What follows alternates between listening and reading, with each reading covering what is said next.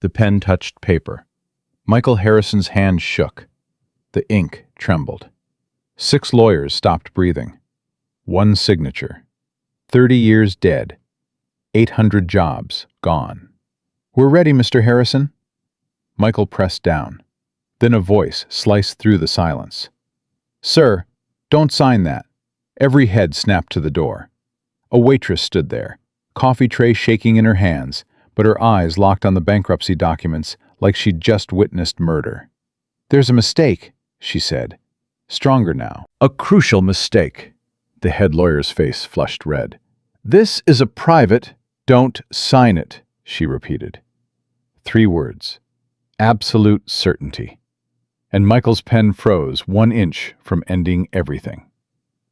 But something happened in those 13 minutes that David never saw coming. Before I tell you what, hit that subscribe button right now, because this story proves that truth spoken at the right moment can stop any lie. Comment your city below. Tell me where you're watching from. I want to see how far this message travels. Now let's go to that conference room where everything explodes. Michael Harrison's hand shook above the signature line. The pen felt wrong, too heavy. His throat was tight. 6 lawyers sat like statues, watching him end 30 years of work with 1 signature. Richard Pemberton cleared his throat gently. "Mr. Harrison, whenever you're ready." Michael nodded, but didn't move. His father's face flashed in his mind. Dead 15 years. Postal worker. Believed in keeping promises. What would Dad say now? "I'm sorry," Michael whispered. "You built something remarkable," Richard said softly.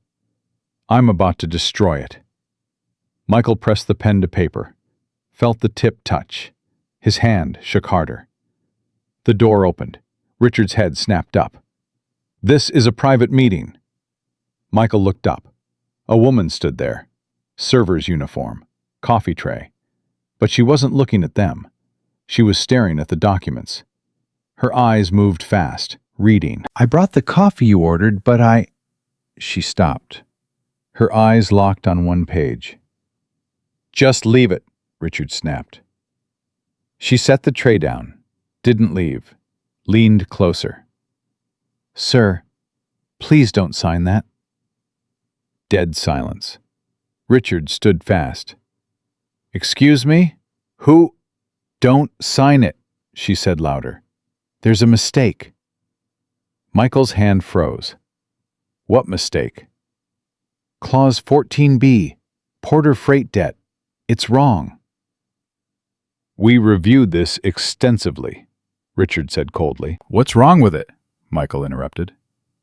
She swallowed. "The debt shows fully transferred, all of it. But you structured the acquisition with deferred liabilities." A junior attorney spoke up. "The acquisition was 5 years ago." 60% transferred, she said quickly. 40% deferred for 5 years. Union pensions, environmental costs. You're 4 months away from that mark." Michael felt his chest open. "How do you know that?" "I studied corporate accounting. My professor failed me for making exactly this mistake. He said it ruins companies." Richard shook his head. "This is absurd." "How much debt?" Michael cut him off. She scanned fast. 18 million listed as current when it's not due yet. 3 lawyers erupted. Richard demanded explanations. The junior attorney grabbed his laptop and typed frantically. Michael held up his hand. Silence. "Is she right?" Richard's face flushed. "Michael, our due diligence—" "Is she right?" The junior attorney stopped typing. His face went white. "I'm pulling the acquisition agreement. There's a deferred clause, 60-40 split, 5-year deferral. We're at month 56. He looked up. "She's right." The silence changed, became dangerous. Michael stood slowly, looked at the woman, really looked. Dark hair, brown eyes, worn uniform, What's your name? Emma Rodriguez? Emma Rodriguez. He repeated it like discovering something. You saw what 6 lawyers missed. I might be wrong, Emma said fast. I haven't seen full documents. She's not wrong, the junior attorney said. His voice shook. The deferred liability is explicit. 40% stays with Porter, holding until month 60. Richard sat down hard. Another lawyer grabbed his phone, stepped away, talking urgently. Michael felt heat in his throat. 18 million. That changes our solvency. Significantly, the junior attorney confirmed. You're not as underwater as this claims. Michael turned to Richard. How did we miss this? Richard's face was gray. The CFO prepared the assessment. We relied on his documentation. David, the name came out slow. David prepared this personally? These figures came from his office. Michael gripped the table. He negotiated Porter. He structured those deferred liabilities. He knew. Emma spoke quietly. Can I ask something? Is your CFO still here? In his office. Why? Because someone who negotiated complex deferred liabilities doesn't accidentally forget them. That's not a mistake. That's a choice. Richard stood. That's accusing him of fraud. I'm saying numbers don't forget themselves, Emma replied carefully. Michael walked to the window, stared down at traffic. Normal life. Up here, everything was breaking. Pull everything. Every Porter document, every liability report, every financial statement from David's office. 3 years. Michael, Richard began. That's enormous. Do it. Michael turned back. If David manipulated our position. He couldn't finish. Emma cleared her throat. Your operational expenses. Could I see them? Richard objected. We can't share confidential. Show her, Michael said. A lawyer turned his laptop toward Emma. She scanned it. Her forehead creased. This line, Emma pointed. Facility maintenance. Baltimore warehouse, $340,000. Correct, Richard confirmed. When did you close Baltimore? Michael's heart stopped. 18 months ago. You're paying maintenance on a closed facility? Nobody spoke. The junior attorney opened another file. His hands shook. Facility closed March last year. Maintenance payments continued, monthly. $28,000 to Trimark Services. He looked up. All approved by David Ashford. Michael sat down fast. $340,000 for nothing. $18 million in fake liabilities. This isn't mistakes. This is deliberate. Richard was on his phone. Urgent. Low. The junior attorney kept typing. Each discovery worse than the last. Emma stepped back. I should go. Stay. Michael's voice was hard, then softer. Please, I need to understand this. The junior attorney looked up, ashen. There are more. Multiple vendors. Similar patterns. No services. Terminated contracts still paid. All approved by CFO office. How much total? Michael asked. Preliminarily, 3 years, close to $5 million. The room spun. $5 million stolen, while Michael scrambled to save the company. While his people worried about jobs. Someone he trusted was bleeding them dry. Where's David now? Richard ended his call. Security says he left 20 minutes ago. Said he felt sick. Going home. Find him. 2 lawyers left fast. Richard looked at Michael. If this is fraud, we need FBI immediately. Call them, but first, I want his office, his files. Emma spoke hesitantly. Mr. Harrison, if he knows you're looking, he'll run, Michael finished, if he hasn't already. The junior attorney's phone buzzed. Security says his car is still in the garage, level 3. He's not answering. Let's find him. They took the elevator down. Michael stopped beside Emma. "Thank you. You could have walked away." Emma shook her head. "The numbers were wrong. I couldn't pretend I didn't see. Most people would have. My father always said, numbers don't lie. People do. Come with us. I want you there. I'm not a forensic accountant. I'm not even. You saw what trained lawyers missed. That makes you exactly who should be there." They reached David's floor. Security waited outside his locked office. "Mr. Ashford," the guard knocked hard. "Mr. Harrison needs you." Silence. Too much silence. "Override it," Michael ordered. The guard used his master key. Click. Door opened. David's office was perfect. Corner window, leather furniture, awards lining shelves, computer glowing. But David wasn't there. Michael walked to the desk, papers scattered. His eye caught an envelope. Personal and confidential, in David's handwriting. He opened it. Resignation letter, dated today, effective immediately. Health reasons. "He was leaving today," Michael said, "right after I signed." Richard read over his shoulder. "His exit strategy." "Gone," Emma finished. She was at David's computer. "Mr. Harrison, look." Michael came over. Email program open. Sent folder. Most recent message at 4:17. Cayman Islands Bank recipient. 5 words. Transfer complete. Arriving Thursday. Something broke in Michael's chest. Not sadness. Rage. He's running. Money's already there. Richard grabbed his phone. Legal language. Freezing accounts. Wire fraud. Emma pointed to another email. "He's been communicating with this Cayman account 18 months. Regular updates." Michael read the messages. Brief, coded, clear. David planned this for years. Every lie building toward this moment. Toward Michael signing while David disappeared. "He needed the company to fail," Emma said slowly. "If we survived, there'd be audits. Someone would catch discrepancies. But bankruptcy?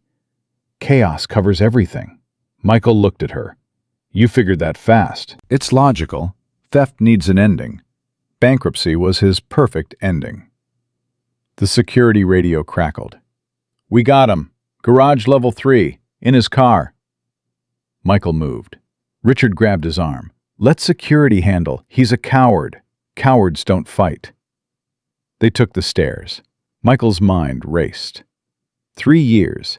David in meetings, presenting reports, recommending cuts that made things worse, suggesting Porter acquisition, pushing expansion that over-leveraged them. Every step calculated to weaken the company. The garage was dim. Fluorescent buzz. David's Mercedes. Engine running. Security guards beside it. Michael walked to the window. David sat, gripping the wheel. Face composed. Knuckles white. "Open the door, David." Long pause. Then David turned off the engine, opened the door, stepped out. Perfect suit. Perfect hair. Glasses reflecting light. He looked exactly like what he was supposed to be. Trustworthy. "Michael, I wasn't feeling well." "With your passport?" Michael nodded at the briefcase. "I always keep it. Business trips come up." "And the resignation letter?" Something flickered. "I've been considering my future." Michael stepped closer, voice level. "Why David?" "I don't know what you're talking about." "The falsified liabilities, fake vendors, $5 million stolen." David's face went blank. "Serious accusations. Proof?" "Your emails, Cayman accounts, the transfer 50 minutes ago." David's eyes changed. Calculation became desperation. "Michael, listen. The company was failing anyway. Market conditions. You overextended. You recommended Porter," Michael interrupted. "I tried to help, but you wouldn't listen. Those expensive benefits, Bloated payroll. Paying people fairly? Sentimentality over business, David snapped. You couldn't make hard choices. I have a family. Obligations. So do 800 other people. David's face hardened. They'll find jobs. That's markets. Don't pretend you're a martyr. You failed, Michael. No. Emma's voice came from behind. She stepped forward. The company was salvageable. You manufactured the crisis. David looked at her. His lip curled. Who are you? The person who found your mistake. The deferred liability you misrepresented. The one that unraveled everything. David's face went pale. What? Porter debt. You listed it fully transferred when 40% was deferred. That error made me look closer. Desperation turned ugly. You stupid girl. You have no idea what you've done. I have lawyers. Resources. You had friends, Michael corrected. Now you have federal investigation. David lunged for his car. Security grabbed him. David struggled. All composure gone. Panic and rage. You can't. Take him upstairs, Michael told security. FBI's coming. As they led David away, still protesting, Michael stood alone. Emma approached quietly. Are you okay? He laughed, short, bitter. If you hadn't been in that room, if you hadn't seen that clause, I would have signed. But you didn't. Michael looked at her. Why did you speak up? Emma was quiet. My father had an accident. Construction. Insurance tried to deny his claim, cited a clause. A paralegal at the company reviewed files, noticed the clause didn't apply. They'd misrepresented it. He called us, got fired for it, but saved my family. She met Michael's eyes. I thought about him when I saw your papers. Michael's throat tightened. Did you thank him? I wrote him a letter, told him he showed me what integrity looks like. It looks like you now. They walked to the elevators. Behind them, David's empty Mercedes. Ahead, FBI and reporters and unwinding fraud. But now Michael felt something he hadn't in months. Hope. The elevator rose. Michael looked at Emma's reflection.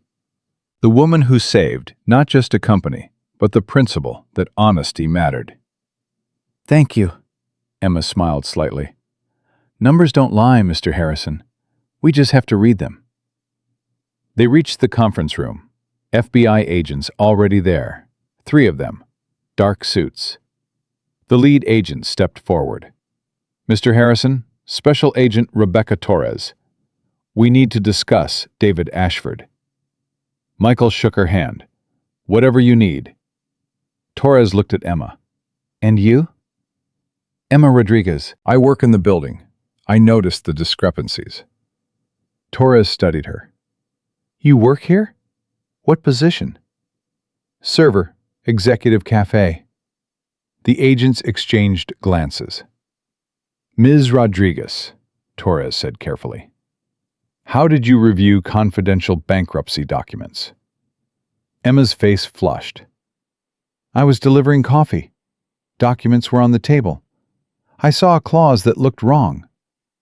You just happened to see it. I studied accounting, recognized the error. But you're a server. I am now. Left school when my father got injured. Torres nodded slowly, turned to Michael. We need access to all financial records, email servers, everything related to David Ashford. Full cooperation, Michael said. We'll interview all senior staff, board members, anyone who might have known. Michael felt ice. You think others were involved? Fraud this size usually doesn't happen alone. Torres pulled out a tablet. When did you first suspect something?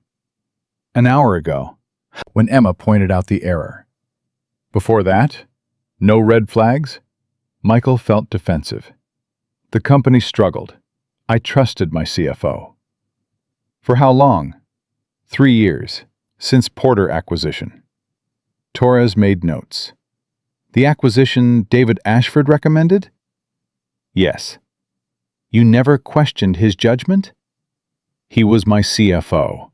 His job was financial guidance. Mr. Harrison, Torres looked up. I'm trying to understand how $5 million got stolen over 3 years without anyone noticing. Emma spoke. Payments were small, spread across vendors, different budget categories. Nothing large enough to trigger review. Torres turned. You analyzed the payments? Just what I saw, but the pattern's clear. Death by 1,000 cuts. That's sophisticated, requires planning, knowledge of controls, access to approval systems. She looked at Michael. Who else had that access? David had final approval on operational expenses under a threshold. Most, not all. Anything over $500,000 needed board approval. So he stayed under that. Michael nodded slowly. Torres's phone buzzed. She checked it. Her expression changed, stepped away, talked quietly, came back harder. Mr. Harrison, we traced David Ashford's Cayman account, the one that received today's transfer. And? It's not the only one. We found 3 others, 2 Cayman, 1 Switzerland. Total balance is $12.3 million. The room went silent. Michael heard ringing. 12 million? We only found 5. Which means, Torres said slowly, either our investigation is wrong, or David had other income sources. Or he's been stealing longer than 3 years, Emma said quietly. Torres nodded. Ms. Rodriguez, you studied accounting? Yes, ma'am. Would you work with us, review records, help trace the scope? Emma looked at Michael. I don't want to overstep. Your place is wherever you help find truth, Michael said. Torres continued. Mr. Harrison, for now you're a witness and victim, but that could change. Don't leave the state. Don't discuss this case. Don't access records without supervision. Michael felt cold spreading. You're treating me like a suspect. I'm treating you like someone whose CFO stole millions under your nose. Until we understand how you're part of the investigation. Richard stepped forward. Agent Torres, my client's been fully cooperative. Not hostility. Procedure. Torres cut him off. Mr. Harrison, federal fraud investigations are complex. Take time. Your company will be under scrutiny. Accounts frozen. Operations monitored. Reputation questioned. She paused. Are you prepared? Michael thought about his employees, his family. I'm prepared to find truth, whatever it costs. Good, because it will cost. Torres turned to Emma. Ms. Rodriguez, formal statement. Everything you saw. Now? Yes, ma'am. As Emma followed Torres, Michael caught her arm gently. Thank you, whatever happens. She nodded, followed the agent. Michael stood with his lawyers. Richard put a hand on his shoulder. This will get worse before better. How much worse? FBI investigation, media coverage. Competitors will use this. Clients nervous. Employees worried. I almost signed, 30 seconds from signing. If Emma hadn't spoken. But she did. In the conference room, David sat handcuffed. An agent behind him. David's face carefully blank, but his eyes calculated, always calculating. Michael walked in. David looked up. Michael, tell them this is a mistake. You know me. 8 years. Michael stared. This man he'd trusted. I don't know you at all. I made this company efficient. You stole millions. I optimized revenue. That's my job. Your job was honesty. David's blank face cracked. Honest? You paid warehouse workers $50,000 when you could pay $30,000. Health benefits when you could use contractors. Sentiment over profit, every time.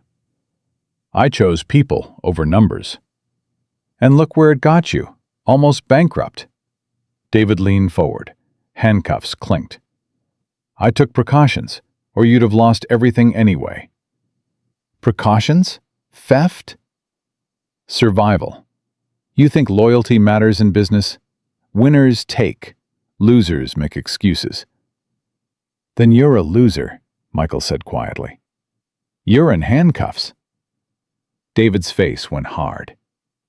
This isn't over. You think you've won? The FBI will dig, find things, not just about me. He smiled, cold. About you, too. Ice in Michael's chest. What's that mean? Everyone has secrets, Michael. Everyone. Investigations expose them all. Torres came back. Mr. Ashford, we're transporting you. I want my lawyer. He'll meet you there. As they led him past, David stopped, looked at Michael. You should have signed those papers. Would have been easier. For everyone. Then he was gone. Michael stood alone. The bankruptcy documents still on the table, unsigned. He picked them up, looked at where his pen had hovered. One signature. That's all it would have taken. But Emma had spoken. 5 words. Please don't sign that. The door opened. Emma came back, exhausted. They want me at FBI office tomorrow. Full statement. Review records. Will you?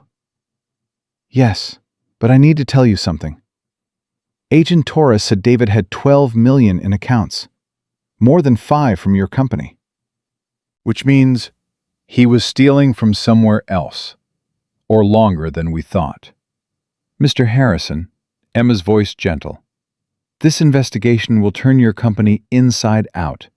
Every contract, every payment, every decision, all examined. I know. They'll look at you too. Question your judgment, your oversight. I know. Are you ready? Michael looked at her. I don't have a choice.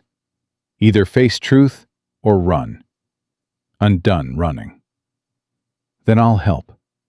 You don't owe me. I owe the truth. My father said, truth doesn't care who tells it. It just needs telling. Michael smiled slightly. Your father sounds wise. He was. He is. Emma paused. Before David left, he said something about everyone having secrets, about investigations exposing things about you. What did he mean? Michael's smile faded. I don't know. But even saying it, he felt cold. David's words sounded too confident, like he knew something, like he had insurance. Emma saw his face change. Mr. Harrison? Probably nothing. David's creating doubt. Is there anything in your past? Anything David could use? No. I run this company honestly. Then you have nothing to worry about. But Michael was worrying. Because David Ashford was many things. Stupid wasn't one. His threat hadn't sounded empty. It sounded like a promise. Michael gathered his things, jacket, phone, keys, the unsigned bankruptcy papers. He folded them, tucked them in his briefcase. Reminder. Evidence. Emma, tomorrow morning, 9 a.m., my office. We plan how to handle this publicly. I'm not PR. You're the person who tells truth. That's what I need. Emma nodded. 9 a.m. Michael left. Hallway quiet. Empty. He passed David's office. Dark. FBI tape. The office of a man he'd trusted completely. The elevator descended. 43. 42. 41. Each floor a step away. But disaster followed. David's words echoed. Everyone has secrets. Investigations expose them. What had David meant? Michael tried to remember any decision that might look bad, any payment suspicious, Any choice twisted into guilt. Nothing came. The elevator reached ground. Doors opened. Night security nodded. "Good night, Mr. Harrison." "Night, Tom." "Everything okay, sir? Saw FBI earlier." Word traveled fast. "Routine questions, nothing to worry." Tom nodded, but didn't believe it. By morning, the building would know. By afternoon, the industry. Michael walked to his car, got in, sat in silence, hands on wheel, shaking again, adrenaline wearing off, reality setting in. David had stolen from him, manipulated him, used him. 8 years, maybe longer, and Michael hadn't seen it. His phone buzzed. Text. Unknown number. He almost ignored it. Something made him look. 3 words. "Check your email." Michael's heart pounded. He opened email. One new message. Unknown sender. No subject. Just attachment. He enlarged it. Payment authorization. His signature at bottom. $750,000 to Apex Strategic Partners. Dated 3 years ago. Right before Porter acquisition. Michael stared. He remembered signing it. David brought it. Said they needed expert analysis. Michael trusted him. Signed it. But looking now, he saw things he'd missed. Letterhead slightly off. Invoice format wrong. Payment terms unusual. And at bottom, almost invisible, small notation. Proceeds remitted to DA as per agreement. DA. David Ashford. Michael felt the world spin. That payment hadn't gone to consultants. It went to David. $750,000. And Michael had signed it. Below the attachment. One line. FBI finds this tomorrow. Thought you should know. Your friend trying to help. Michael sat frozen. His signature. His approval. His responsibility. Tomorrow, FBI would find it. Tomorrow, he'd go from victim to suspect. Tomorrow, everything changed again. His phone buzzed. Another text. Same unknown number. "Emma can help, but only if you trust her completely. Do you?" Michael stared at the message, at the document, at his signature authorizing $750,000 to David Ashford without knowing it. David's words came back. Everyone has secrets. Investigations expose them. This was it. This was David's insurance. Not just theft. A frame. Making Michael look complicit. Making his signature the smoking gun. Michael's hands shook. Not from fear. From understanding. David hadn't just stolen. He'd built a trap. And Michael had walked right into it. He looked at his phone. At the question burning on screen. Do you trust her completely? Emma Rodriguez. The woman who'd saved him once. Could she save him again? Or was she part of something deeper? Someone sent him this warning. Someone who knew about the document. Someone watching, helping, or setting him up further. Michael typed one word back. Who is this? Response came immediately. Someone who knows what it's like to be betrayed by the people you trust most. Check the document metadata. Look at who created it. Then decide who your real enemies are. You have until morning. Choose wisely. The message ended. Michael sat in his car in the dark garage, his signature glowing on his phone screen. Evidence of a crime he didn't commit. Or did he? He'd signed it. He'd authorized it. Ignorance wasn't innocence. Not in federal court. He needed help. He needed Emma. But could he trust her? Could he trust anyone? Tomorrow, FBI would find that document. Tomorrow, his life would explode. Tonight was all he had. Michael started his car, but he didn't drive home. He drove back into the building, took the elevator up. The office was dark now, empty. He used his key, went to his office, pulled up the files. If someone wanted him to check metadata, they must know something.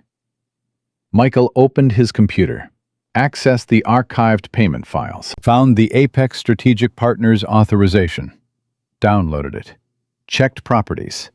Created by D. Ashford. Modified by D. Ashford. Created date 3 years ago. Modified date yesterday. Yesterday. David had modified this document yesterday, after Michael called the emergency meeting, after things started unraveling. David had gone back, changed something, left a trail, left evidence pointing at Michael. This wasn't just theft. This was premeditated framing. David knew he might get caught, so he built an escape hatch. Make Michael look guilty too. Make the FBI investigate both of them. Buy time. Create doubt. Michael's phone rang. Unknown number again. He answered. Mr. Harrison. A voice he didn't recognize. Male. Calm. By now you've seen the document. Checked the metadata. Understood what David did. Who is this? Someone who worked in your company. Someone who saw what David was doing. Someone who tried to stop it and got silenced. What do you want? I want David Ashford to pay for everything he's done. Not just to your company, to everyone he's destroyed. And I need your help to make that happen. Why should I trust you? Because in about 6 hours, FBI agents will discover that payment authorization. They'll see your signature. They'll start building a case against you. And by the time you prove your innocence, David will have disappeared. Again.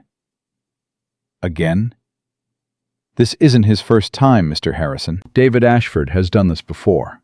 Different company, different name, different victims, but same pattern.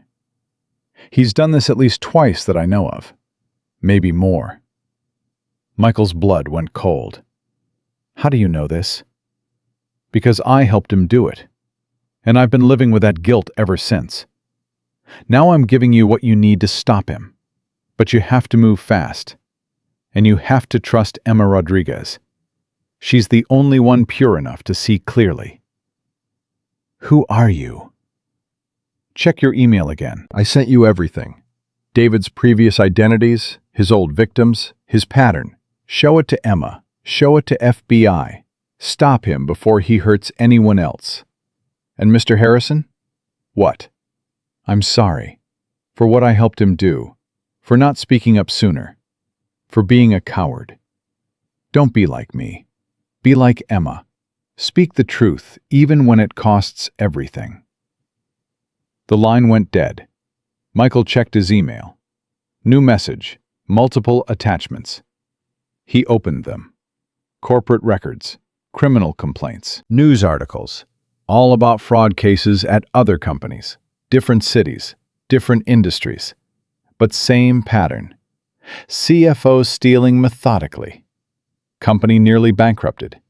CFO disappearing. Victims left holding the bag. And in each case, photos. Different names. Different hair. Different glasses. But same face. David Ashford. Or whoever he really was. Michael's hand shook as he read. David had done this at least 3 times before, maybe more. Each time he changed identity, moved to new city, new company, built trust, stole millions, destroyed lives, disappeared. Until now. Until Emma Rodriguez saw one clause that didn't look right. Until someone decided enough was enough. Michael looked at his phone, at the evidence glowing on screen, at the truth David never wanted exposed. Tomorrow morning, 9 a.m., Emma would arrive, and Michael would show her everything. Together they'd take this to FBI. Together they'd stop David forever. But tonight, right now, Michael sat alone in his dark office, looking down at the city, thinking about all the people David had destroyed, all the lives ruined, all the families shattered. And he made a decision. David Ashford had made one mistake. He'd underestimated the power of a woman who refused to stay silent, who saw clearly, who told truth even when it cost everything. Emma Rodriguez had saved Michael once by speaking 5 words. Tomorrow, she'd help him save everyone else David had ever hurt. But first, Michael had to survive the night, had to process the evidence, had to prepare for the fight of his life. Because David Ashford wasn't just a thief. He was a predator, a professional destroyer of companies, a man who'd perfected the art of betrayal. And stopping him would require more than courage. It would require everything Michael had left. He picked up his phone, texted Emma. "Can you come to the office now? It's urgent. I found something. Something that changes everything." He hit send. Waited. The city glowed below, silent, indifferent. But somewhere in that city, Emma Rodriguez was reading his message, deciding whether to trust him. His phone buzzed. Her response. "On my way." Michael closed his eyes, exhaled. Tomorrow the war began. But tonight he had an ally. Someone who saw clearly. Someone who told truth. Someone who'd already saved him once. And as he waited for Emma to arrive, as he stared at the evidence glowing on his screen, Michael understood something profound. The greatest power in the world wasn't money, wasn't position, wasn't influence. It was truth, spoken at exactly the right moment, by exactly the right person. Emma Rodriguez had that power, and together they were about to use it to stop a predator who thought he was untouchable. David Ashford was about to learn what happens when truth faces lies. And lies, no matter how carefully constructed, no matter how long they've survived, always, eventually, inevitably. Michael sat frozen in his car staring at his phone. The payment authorization glowed back at him. His signature. His approval. $750,000 to David Ashford. He'd signed it 3 years ago, thinking it was legitimate. Now it looked like evidence of conspiracy. His hands wouldn't stop shaking. He needed help. He needed someone who saw clearly. Someone who told truth, even when it hurt. He pulled up Emma's contact, hesitated. It was almost midnight. She'd gone home hours ago. Asking her to come back now was asking too much. But tomorrow, FBI would find this document. Tomorrow, Michael would become a suspect. Tonight was all the time he had. He pressed call. Emma answered on the second ring. "Mr. Harrison, what's wrong?" "I need your help. Tonight. Right now." "What happened?" Michael's voice cracked slightly. "I think David didn't just steal from the company. I think he made me help him do it." Silence. Then Emma's voice, steady and certain. "Where are you?" "Parking garage, level 3. Can you come back to the office?" "I'm 20 minutes away. Don't touch anything. Don't delete anything. Wait for me." "Emma, I don't know if I can trust anyone anymore." "Then don't trust me," Emma said quietly. "Trust the numbers. They don't lie, remember? I'll be there soon." The line went dead. Michael sat in darkness, waiting. Every minute felt like an hour. His mind raced through possibilities. David had planned this. The payment authorization, the timing, the notation buried in fine print. All of it designed to make Michael look guilty. But why? If David wanted to steal, why implicate Michael? Unless David knew he might get caught. Unless this was insurance. Make Michael look complicit, split the FBI's focus, buy time to disappear. Headlights swept across the garage. Emma's old Honda pulled into a visitor spot. She got out fast, still wearing the same clothes from earlier. Her hair was messier now, face tired, but her eyes were sharp. Michael got out of his car, met her halfway. "Thank you for coming. Show me what you found." He pulled up the document on his phone, handed it to her. Watched her face as she read. Her eyes scanned quickly, professional, focused. Then they stopped, narrowed, went back to read one section again. "This notation," Emma said. "Proceeds remitted to DA. You didn't see this when you signed?" "It's tiny, almost invisible." I was in a hurry. David said we needed expert analysis for the Porter acquisition. I trusted him. Emma enlarged the image, studied it. The font size is different. 0.5 smaller than the rest of the document. That's intentional. Someone wanted it there, but hidden. David.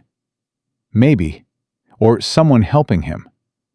Emma looked up. "Mr. Harrison, when did you sign this?" 3 years ago, right before the Porter deal closed. "And when was this document created?" Michael blinked. "What?" "Every digital document has metadata. Creation date, modification date, who created it, who changed it." Emma handed back his phone. "We need to see the original file, not just this image." Michael felt something shift. "My office. I can access the archived files." They moved fast, took the elevator up. The building was empty now. Cleaning crews had finished. Security had made their rounds. Just silence and fluorescent lights humming overhead. Michael unlocked his office, booted his computer. Emma stood behind him watching. He navigated to the archived payment authorizations. Found the Apex Strategic Partners file. Opened properties. "There," Emma pointed. "Created by D. Ashford 3 years ago. That makes sense. But look at the modified date." Michael's blood went cold. 2 days ago. David modified this 2 days ago. Right after your emergency meeting. Right after things started unraveling. Emma leaned closer. "What did he change? Can you see revision history?" Michael clicked through. The system showed 2 versions. He opened both, compared them side by side. The original document was clean. Standard payment authorization. No notation at the bottom. No mention of proceeds being remitted to anyone. The modified version had the notation added. Proceeds remitted to DA as per agreement. Emma exhaled slowly. He added that 2 days ago. He went back, changed the document, created evidence that didn't exist. To frame me. To create reasonable doubt. If he gets caught, he can say you were in on it. Point to this authorization. Make the FBI investigate both of you. Buy himself time. Michael stood up, paced. His mind was racing. If he modified this 2 days ago, what else did he change? What other documents did he alter? We need to check everything he had access to. Emma sat down at Michael's computer. "How many payment authorizations did you sign in the last 3 years?" "Hundreds, maybe thousands." "Then we start with the large ones. Anything over 100,000. Her fingers flew across the keyboard, pulling files, checking metadata, building a list. Michael watched her work. Fast, efficient, no wasted motion. She wasn't just smart. She was methodical, thorough, exactly what he needed. "Here," Emma said after 5 minutes. 11 authorizations over 100,000 in the last 3 years. All approved by you. All created by David. She opened the first one, checked properties. Modified 2 days ago. She opened the second. Modified 2 days ago. 3rd, 4th, 5th. All of them. He went through systematically, changed them all. What did he add? Emma compared versions. Different things. Some have the remittance notation. Others have approval codes that didn't exist originally. A few have routing numbers that got changed. She looked up.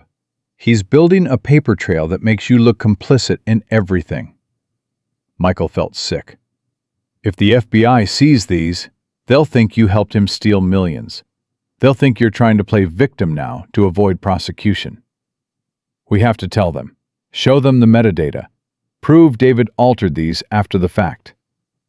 Emma was quiet for a moment. Mr. Harrison, David's smart, sophisticated. He wouldn't modify documents without covering his tracks. What do you mean? I mean we should check if he modified the metadata too. Michael stared at her. Can you do that? Can you change when a document says it was created? If you know what you're doing, yes. It's not easy, but it's possible. Emma opened another program, started running diagnostics. This will take a few minutes. It checks for metadata tampering. While the program ran, Michael walked to his window, looked down at the city, dark except for scattered lights. Somewhere down there, David Ashford was planning his escape. Somewhere, he was laughing, thinking he'd won, thinking he'd built the perfect frame. Mr. Harrison, Emma's voice was tight. The metadata's been altered. All of these files. The modification dates are fake. According to the system, they were changed 2 days ago. But the actual file system logs show they were changed 3 hours ago. 3 hours ago? That's after David was arrested. Emma turned to face him. Someone changed these files while David was in FBI custody. Someone else is helping him. The room went very cold. Michael's mind spun. Someone else. Inside the company. With access to the system. Working with David. Still working even after David got caught. Who has admin access to our document management system? Emma asked. Michael forced himself to think. IT department. Executive assistants. Some board members. David's assistant? Catherine Chen. She's been with us 6 years. We need to talk to her. Michael checked his watch. Almost 1 a.m. She won't be here. Then we call her. Michael pulled up Catherine's contact. Hit call. It rang. And rang. No answer. Voicemail. He tried again. Same result. That's not normal, Emma said. Assistant to the CFO during a crisis? She should answer. Michael felt ice spreading through his chest. Unless she knows what's happening. Unless she's part of it. Emma stood up. We need to get to David's office. Right now. They moved fast. Down the hallway. David's office was still sealed with FBI tape. Michael hesitated. If we break this, we're tampering with evidence, he said. If we don't, we might miss our only chance to find the truth. Emma looked at him. Your choice, Mr. Harrison. Michael ripped the tape off, unlocked the door with his master key. They went inside. David's office looked exactly as it had hours ago. Clean desk, leather chair, awards on shelves.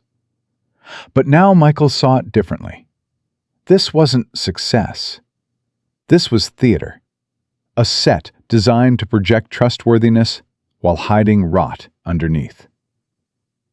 Emma went straight to David's computer.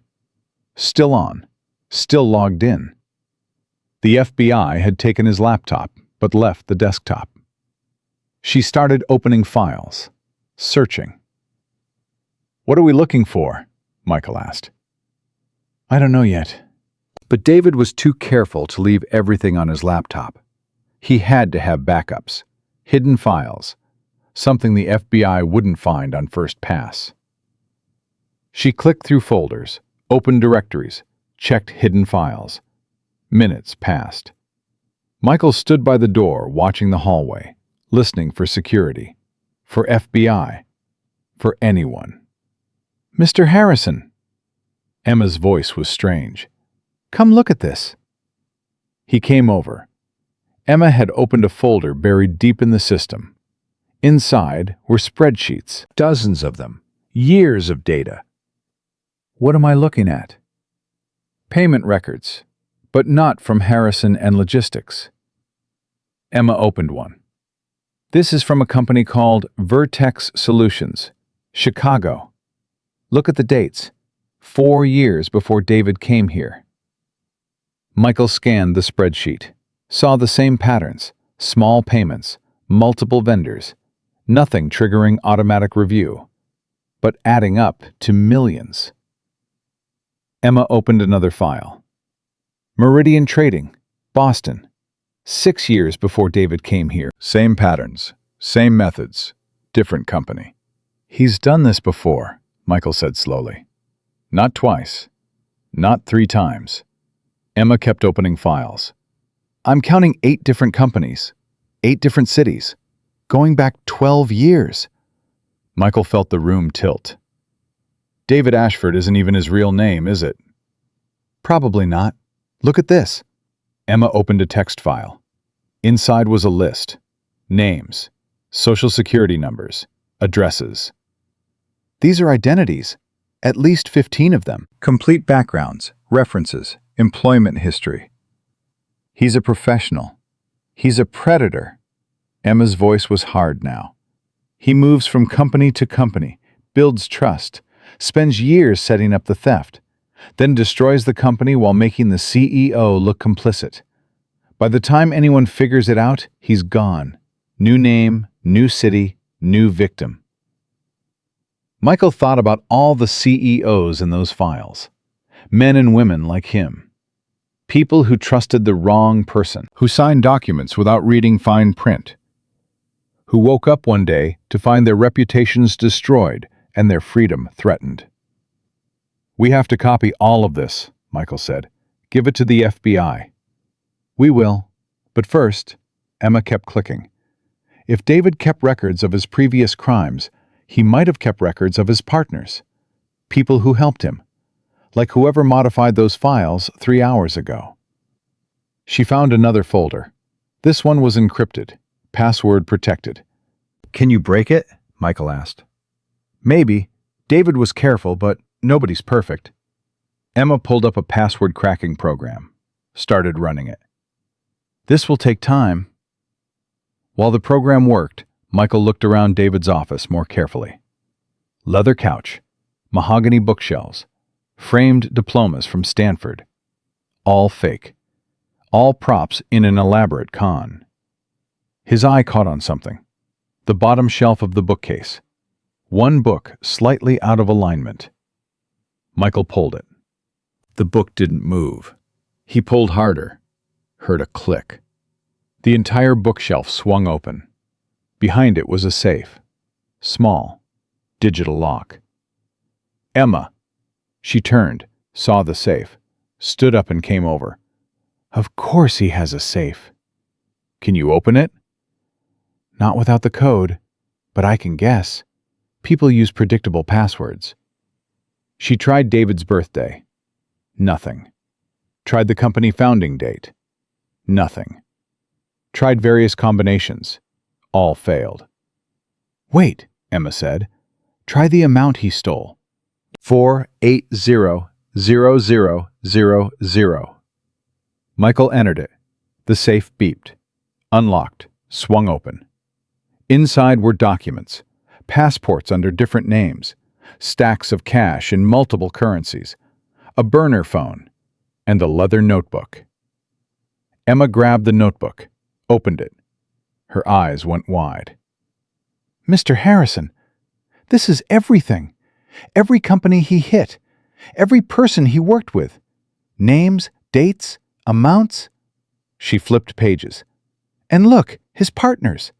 People inside each company who helped him. Michael looked over her shoulder, saw lists of names. Most he didn't recognize. But one he did. Thomas Brennan, board member, Harrison and Logistics. Michael's breath stopped. Tom Brennan is on our board. Has been for 5 years. Emma flipped to another page. According to this, he's helped David at 3 previous companies. They're a team. David infiltrates as CFO. Tom gets elected to the board. They work together to steal and destroy. Tom recommended David for the CFO position, Michael said slowly, memory returning. 5 years ago, when our previous CFO retired. Tom said he knew David from business circles, vouched for him, pushed hard for the hire. Because they're partners. And Mr. Harrison, look at this. Emma pointed to the most recent entries. Tom's supposed to get 40% of the Cayman account, nearly $2 million. Michael felt rage building. Tom Brennan, who came to his house for barbecues, who attended his daughter's graduation, who shook his hand and smiled and looked him in the eye while stealing from him. "Where's Tom now?" Emma asked. "I don't know. Home, probably." "We should call him, see if he answers." Michael pulled out his phone, called Tom's cell. It rang once, then went to voicemail. Turned off. "He knows," Michael said. "David got arrested, and Tom knows he's next." "Or he's running too." Emma closed the notebook. "We have to get this to the FBI immediately." "It's 1 a.m. Who do we call?" "Agent Torres gave you her card, right?" Michael found it in his wallet, dialed the number. Torres answered on the 3rd ring. Voice alert. Professional. "Mr. Harrison, it's very late." "Agent Torres, I found something. David Ashford's real identity. His previous victims. His partner inside my company. All of it." Silence. Then Torres's voice, sharp and focused. "Where are you?" "My office. David's office, actually. We found a safe." "We? Who's with you?" "Emma Rodriguez, the woman who first spotted the fraud." "Mr. Harrison, I told you not to access evidence without supervision. You contaminated a crime scene. I found evidence of 8 other crimes in 8 other cities going back 12 years. I found a board member who's working with David. I found... Stop talking. Stay where you are. Don't touch anything else. I'm sending agents now. They'll be there in 15 minutes. Agent Torres, one of my board members, is trying to flee the country right now. Tom Brennan. You need to stop him." "How do you know he's fleeing?" "His name is in David's notebook, as a partner. He's supposed to get $2 million. I just called him and his phone's turned off." Torres was quiet for 3 seconds. "Give me his full name and address." Michael provided it. Torres relayed information to someone else, gave orders, came back on the line. "Agents are being dispatched to his residence. You stay put. Don't leave. Don't touch anything. Understand?" "Yes." Torres ended the call. Michael looked at Emma. "FBI is coming." "Good. We did the right thing." "Did we?" "Torres said we contaminated evidence." "We found evidence. There's a difference." Emma looked at the safe contents. "Without this, they might never have connected David to his previous crimes, or found Tom Brennan's involvement." Michael's phone buzzed. Text from Jennifer. "Michael, where are you? It's almost 2 a.m. He typed back. "Still at office. Crisis. I'll explain later. Lock the doors. Don't open for anyone except me." Jennifer's response came fast. "You're scaring me." "I'm safe. Just be careful. I love you." He put his phone away, looked at Emma. "Thank you. For coming back. For helping. For seeing what I couldn't." "The numbers showed the truth, Mr. Harrison. I just read them." "It's more than that. You could have walked away at any point. Stayed safe. Instead, you keep stepping forward." Emma met his eyes. "My father's in a wheelchair because someone cut corners on safety equipment to save money.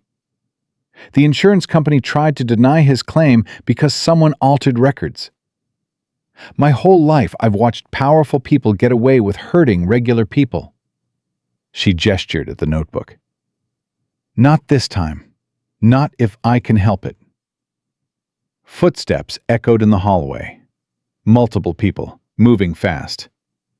FBI agents appeared in the doorway, 4 of them, weapons drawn. "Hands where we can see them," the lead agent ordered. Michael and Emma raised their hands. The agents swept the room, secured it. One agent took the notebook from Emma. Another photographed the safe contents. A third started bagging evidence. Agent Torres arrived 5 minutes later. She looked at Michael and Emma. Her face was unreadable. "You two have caused me significant problems tonight." "Did you get Tom Brennan?" Michael asked. Torres's expression shifted slightly. "Agents arrived at his residence 4 minutes ago. His car was in the driveway, lights on inside. But when agents knocked, no one answered. They're getting a warrant now." "He's running," Emma said, "or he's already gone." Torres looked at the evidence bags. "But thanks to what you found, we know who we're looking for. We've issued alerts: airport, train stations, border crossings." She turned back to Michael. "However, you still broke FBI tape, entered a sealed crime scene, handled evidence without authorization." "I had to. Someone modified documents on my computer 3 hours ago, while David was in custody. Someone else is helping him." Torres's eyebrows raised. "Show me." They went back to Michael's office. Emma pulled up the files, showed Torres the metadata tampering, the altered authorizations, the fake modification dates. Torres studied it carefully. "You're saying someone accessed your system remotely and changed these files to implicate you?" "Yes." "Who has that level of access?" "IT department, executive assistants, some board members." "Including Tom Brennan?" "Yes." Torres made notes. "This changes things. If you're being actively framed, that makes you a target, not just a witness." She looked at Emma. "You too, Ms. Rodriguez. If they know you're helping investigate, you could be in danger." Emma's face was calm. "I understand." "Do you? People like David Ashford don't leave loose ends. If you're a threat to them, they'll eliminate that threat." "Then we eliminate them first," Emma said quietly. "By finding the truth. All of it." Torres almost smiled. "Almost. You're either very brave or very foolish. Can't I be both?" This time Torres did smile. Briefly. Then it vanished. "I'm assigning protective surveillance to both of you. Agents will be watching your homes. Don't go anywhere alone. Don't meet with anyone we haven't cleared.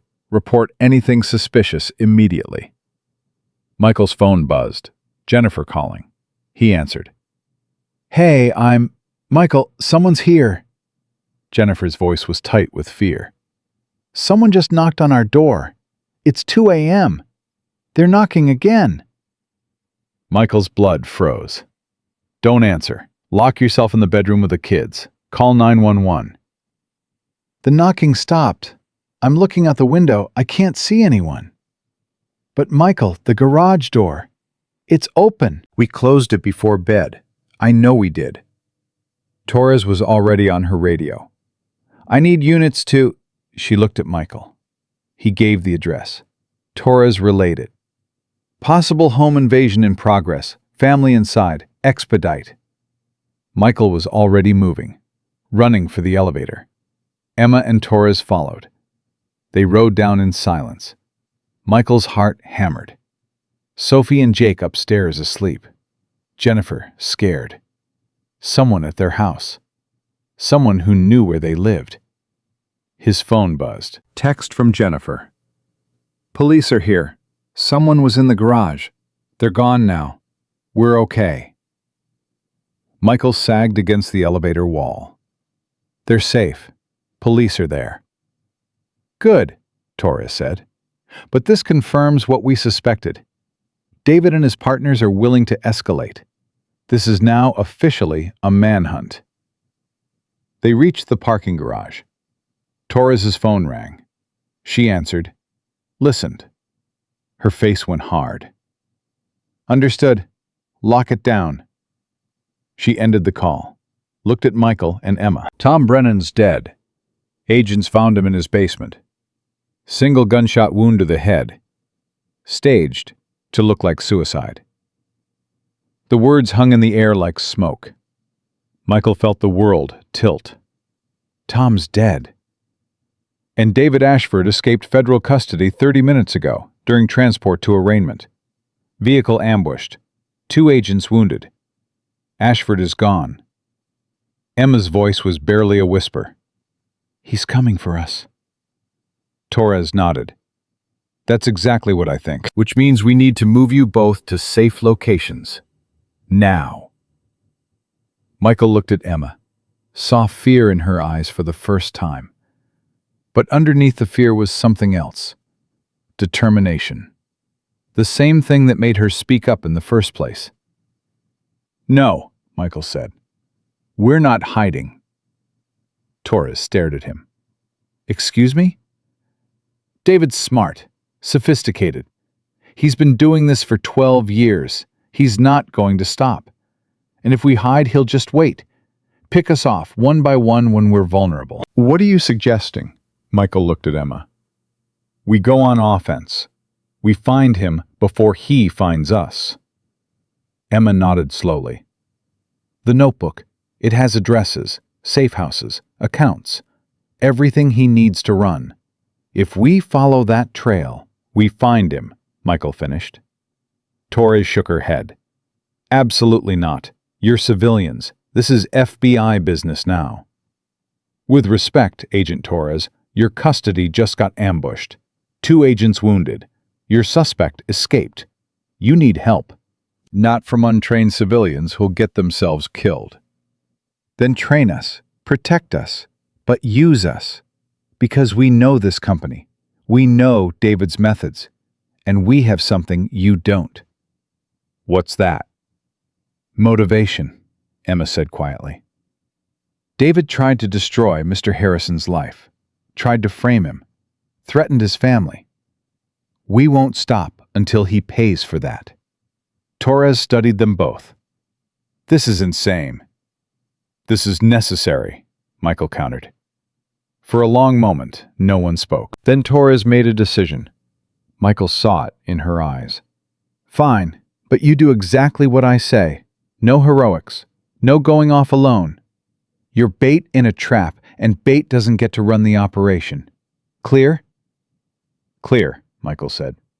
Clear, Emma echoed. Torres pulled out her phone. Then let's catch a predator. Torres drove fast through empty Manhattan streets. Michael sat beside her, Emma in the back with another agent. 3 a.m. The city was quiet except for sirens in the distance, headed somewhere. Someone else's emergency. Michael's phone buzzed continuously. Jennifer calling. He answered. I'm okay. I'm with FBI. Are you and the kids safe? Police are still here. Michael, what's happening? Why was someone in our garage? I can't explain now. Pack bags for you and the kids. Enough for 3 days. Agent Torres is sending protection to take you somewhere safe. Safe from what? From who? Michael looked at Torres. She nodded. Jennifer, David Ashford escaped custody. He's dangerous. He threatened our family. You need to go with the agents, please. Silence. Then Jennifer's voice, shaking. Oh my God. Michael, I'm scared. I know. I'm scared too. But these agents will keep you safe. Just do what they say. I love you. I love you. Be careful. The line went dead. Michael felt his chest tighten. His family in danger because of David. Because Michael had trusted the wrong person. Because he'd been blind. Your family will be protected, Torres said without looking at him. We have a secure location. Armed agents. They'll be safer than at home. Will they? Tom Brennan was under FBI protection. He's dead. Torres's jaw tightened. Tom Brennan was found in his basement with a gunshot wound that matches his own weapon. Powder residue on his hand. Suicide note typed on his computer. Everything points to him killing himself when he knew we were closing in. "You don't believe that," Emma said from the back seat. "No, I don't. But proving murder versus suicide takes time we don't have." They pulled into an underground parking garage. Federal Building. Torres parked, and they went up a service elevator to the 4th floor. The hallway was empty. Fluorescent lights. Locked doors on both sides. Torres unlocked one, and they entered. The room was plain. Conference table, chairs, whiteboard. No windows. Just harsh light and the smell of old coffee. 2 agents were already there, setting up computers and phones. One was young, Asian, intense eyes. The other, older, gray hair, worn face. "This is Agent Kim," Torres said, pointing to the younger one, "and Agent Patterson. They'll be working with us." Michael nodded. Emma did the same. Torres pulled out David's notebook, opened it on the table. "Everything we need is in here. Safe houses, bank accounts, contact numbers, previous victims. We start connecting dots now." Agent Kim pulled up a map on the large screen. "David's escape happened here," he pointed. "Convoy was ambushed on the Brooklyn Bridge. Professional job. 2 vehicles boxed in the transport van. 3rd vehicle rammed it from behind. 4 masked individuals extracted David in under 90 seconds. All vehicles abandoned 3 blocks away. No prints, no DNA, no witnesses willing to talk." "Professional team," Patterson said. "Military training, high-level coordination. This wasn't improvised." Michael felt ice in his stomach. How does a CFO afford to hire a professional extraction team? "He doesn't," Emma said quietly, "unless he has partners with deep pockets." Torres flipped through the notebook. "According to this, David's stolen approximately $40 million over 12 years from 8 different companies. If he's splitting that with partners, they'd have resources for anything." "Who are his partners?" Michael asked. Torres pointed to a page. "Names here. Some we recognize from previous fraud cases. Others are new. But they all have one thing in common. They're ghosts. No digital footprint. No social media. No public records. Professional criminals." Agent Kim brought up photos on the screen. 5 faces. 3 men, 2 women. All middle-aged. All ordinary-looking. The kind of people you'd pass on the street without noticing. "These 5 appear in multiple entries in David's notebook," Kim said. "They've worked with him on at least 3 different jobs. They're his core team." Emma leaned forward. "Are any of them in New York right now?" "We're checking. But people like this don't use credit cards or cell phones we can track. They're careful." Michael studied the faces, memorizing them. One woman had dark hair and sharp features. Professional looking, like someone who could be a lawyer or accountant. Another was blonde, softer features. Could pass for a teacher or nurse. The men were equally unremarkable.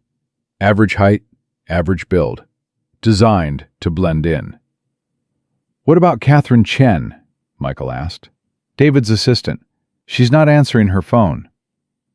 Torres nodded to Patterson. He pulled up information on another screen. "Catherine Chen, age 32, originally from San Francisco. Degree in Business Administration from UC Berkeley. Worked at 3 different companies before joining Harrison and Logistics 6 years ago. Clean record, no red flags." "On paper," Emma said. "What about her finances?" Patterson clicked through screens. "Bank accounts show regular deposits. Matches her salary. Credit card usage is normal. Rent payments on time. No suspicious activity." "Too clean," Emma said. "Someone helping David steal millions would hide it better." "What about offshore accounts?" "We're checking.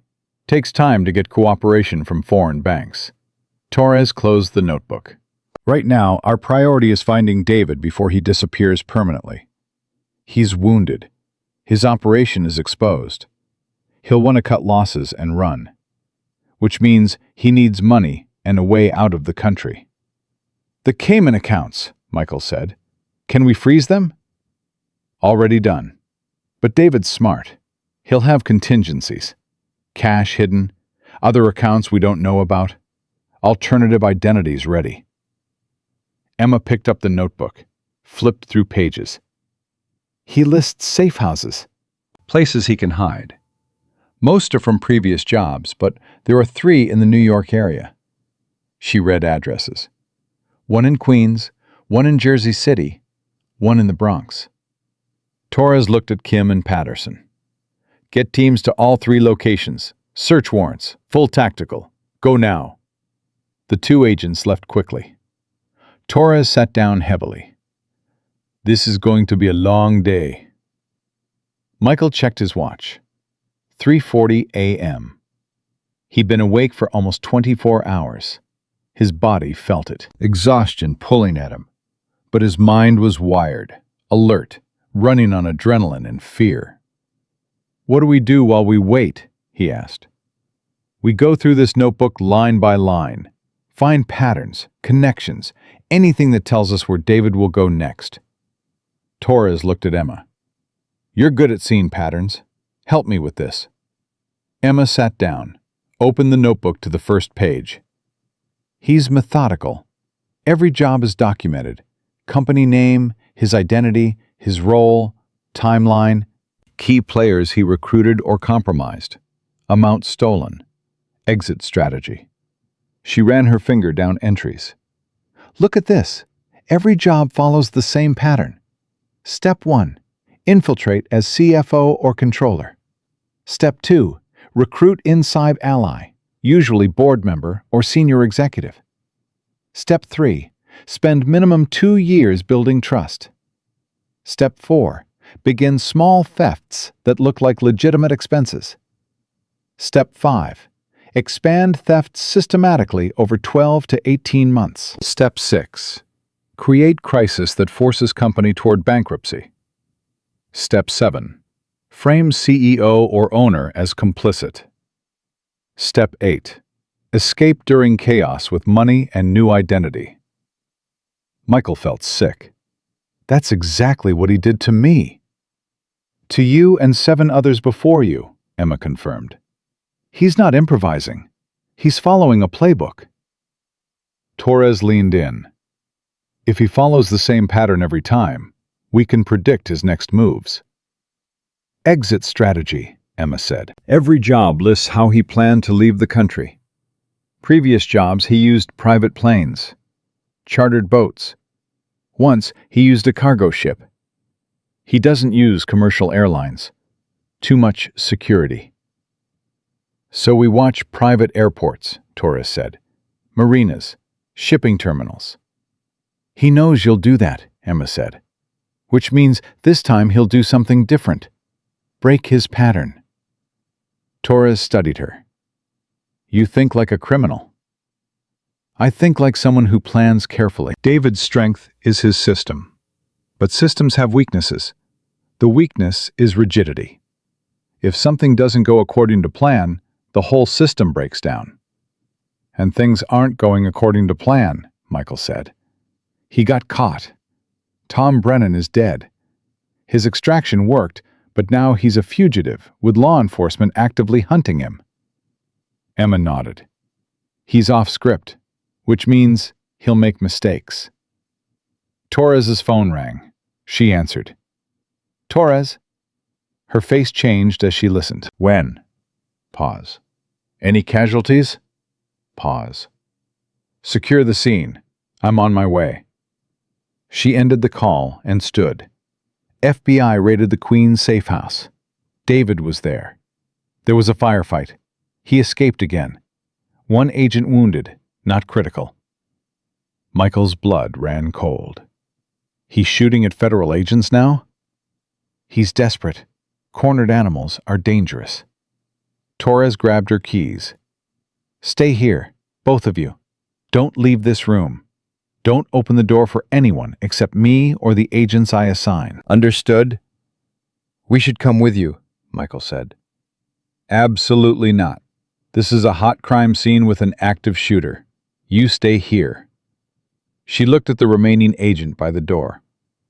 Marcus, nobody in or out except me. The agent nodded. Torres left. The door clicked shut. Michael heard the lock engage. He looked at Emma. She looked back. Neither spoke for a moment. Then Emma said quietly, "We're trapped. We're safe. Safe in a locked room while David runs free, while he plans his next move, while we sit here waiting." Michael understood her frustration, felt it himself. They'd found evidence, exposed David's pattern, helped the FBI, and now they were sidelined, useless. Emma opened the notebook again, read through entries. "Mr. Harrison, look at this," she pointed. "Every previous job. David had an escape route prepared months in advance. Safe houses, transportation, new identity, money transferred. Everything ready before he triggered the final crisis. So this job went wrong before he was ready. He got caught before he could execute his escape plan, which means some of his preparation is incomplete." "What are you saying?" "I'm saying maybe he didn't transfer all the money yet.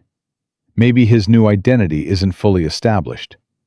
Maybe his escape route isn't as solid as previous jobs." Michael saw where she was going. "Which means he's vulnerable. More vulnerable than he's ever been." "Exactly. And vulnerable people make mistakes, take risks they normally wouldn't." The door opened. Marcus the agent stepped in. "Agent Torres wants you both on video call." He set up a laptop, connected to a secure line. Torres's face appeared on screen. She was standing outside a house, police lights flashing behind her. "We searched the safe house. David was definitely here. Blood on the floor from a gunshot wound. Looks like he was grazed during the extraction. He's injured." "How bad?" Michael asked. "Not enough to slow him down significantly, but enough to need medical attention eventually." Torres held up evidence bags. "We found burner phones, laptop, cash, and this." She showed a passport. "Fake identity. Name is Robert Morrison, Canadian citizen. High-quality forgery." Emma leaned forward. "Is that his escape identity?" "Possibly. We're running it now. But if he planned to use this identity, it's burned. He won't risk it now that we have it." "Which means he needs a new plan," Emma said. "Exactly." Torres looked tired, stressed. "I'm heading back. Sit tight." The screen went dark. Michael stood and paced. 3 steps one way, 3 steps back. The room was too small, too confining. Emma watched him. "You're thinking something." "I'm thinking about Catherine Chen, David's assistant. She hasn't answered her phone, hasn't come forward, hasn't contacted FBI." "You think she's helping him?" "I think she knows something. And we're wasting time waiting here when we could be finding her." Emma stood. "Agent Torres said to stay here." "Agent Torres is chasing David all over the city while he stays one step ahead. We need a different approach." "What approach?" Michael turned to Marcus. "Catherine Chen, David's assistant. Do you have her home address?" Marcus hesitated. "I can't give you that information. Can you confirm if FBI has sent agents to her residence?" Marcus checked his computer. "No agents dispatched to that location." "So nobody's watching her. Nobody's brought her in for questioning." "We have a lot of active leads. Resources are stretched." Michael looked at Emma. She looked back. He saw understanding in her eyes. "Marcus," Michael said carefully, "if we wanted to leave this room, would you physically stop us?" The agent's face was neutral. "My orders are to keep you safe, not to detain you. So if we chose to leave for legitimate reasons, you wouldn't prevent that." "I would strongly advise against it. and I would inform Agent Torres immediately. Understood. Michael grabbed his jacket. We're leaving. Emma stood. Are we really doing this? David tried to destroy my life, threatened my family, killed Tom Brennan, and he's still out there. I'm not sitting in a locked room while he runs free. Marcus stood. Mr. Harris, if you leave this building, you're on your own. No protection, no backup. Then we'll be careful. Michael looked at Emma. You don't have to come. This isn't your fight. Emma picked up her bag. Yes, it is. Let's go find Catherine Chen. They walked out. Marcus didn't stop them, but Michael heard him on the radio immediately. Agent Torres, Harrison and Rodriguez just left the building. I couldn't detain them. They're going after David's assistant. Torres's voice came back sharp. Let them go. Put a surveillance team on them. If they find Catherine, I want to know immediately. Michael and Emma took the elevator down, walked out into the pre-dawn darkness. The air was cold, sharp. Michael felt it clear his head. Do you know where Catherine lives? Emma asked. I have access to employee records. I can look it up. They got into Michael's car. He pulled up the company database on his phone, found Catherine's address. Upper West Side, not far. He drove. Emma sat quiet beside him. After a few minutes, she spoke. Mr. Harrison, what if we're wrong? What if Catherine isn't involved? Then we apologize and leave. But what if we're right? What if she's helping David right now? What if she knows where he's hiding? Emma nodded slowly. Okay, but we need a plan. We can't just knock on her door and demand answers. Why not? Because if she is helping David, she won't talk to us.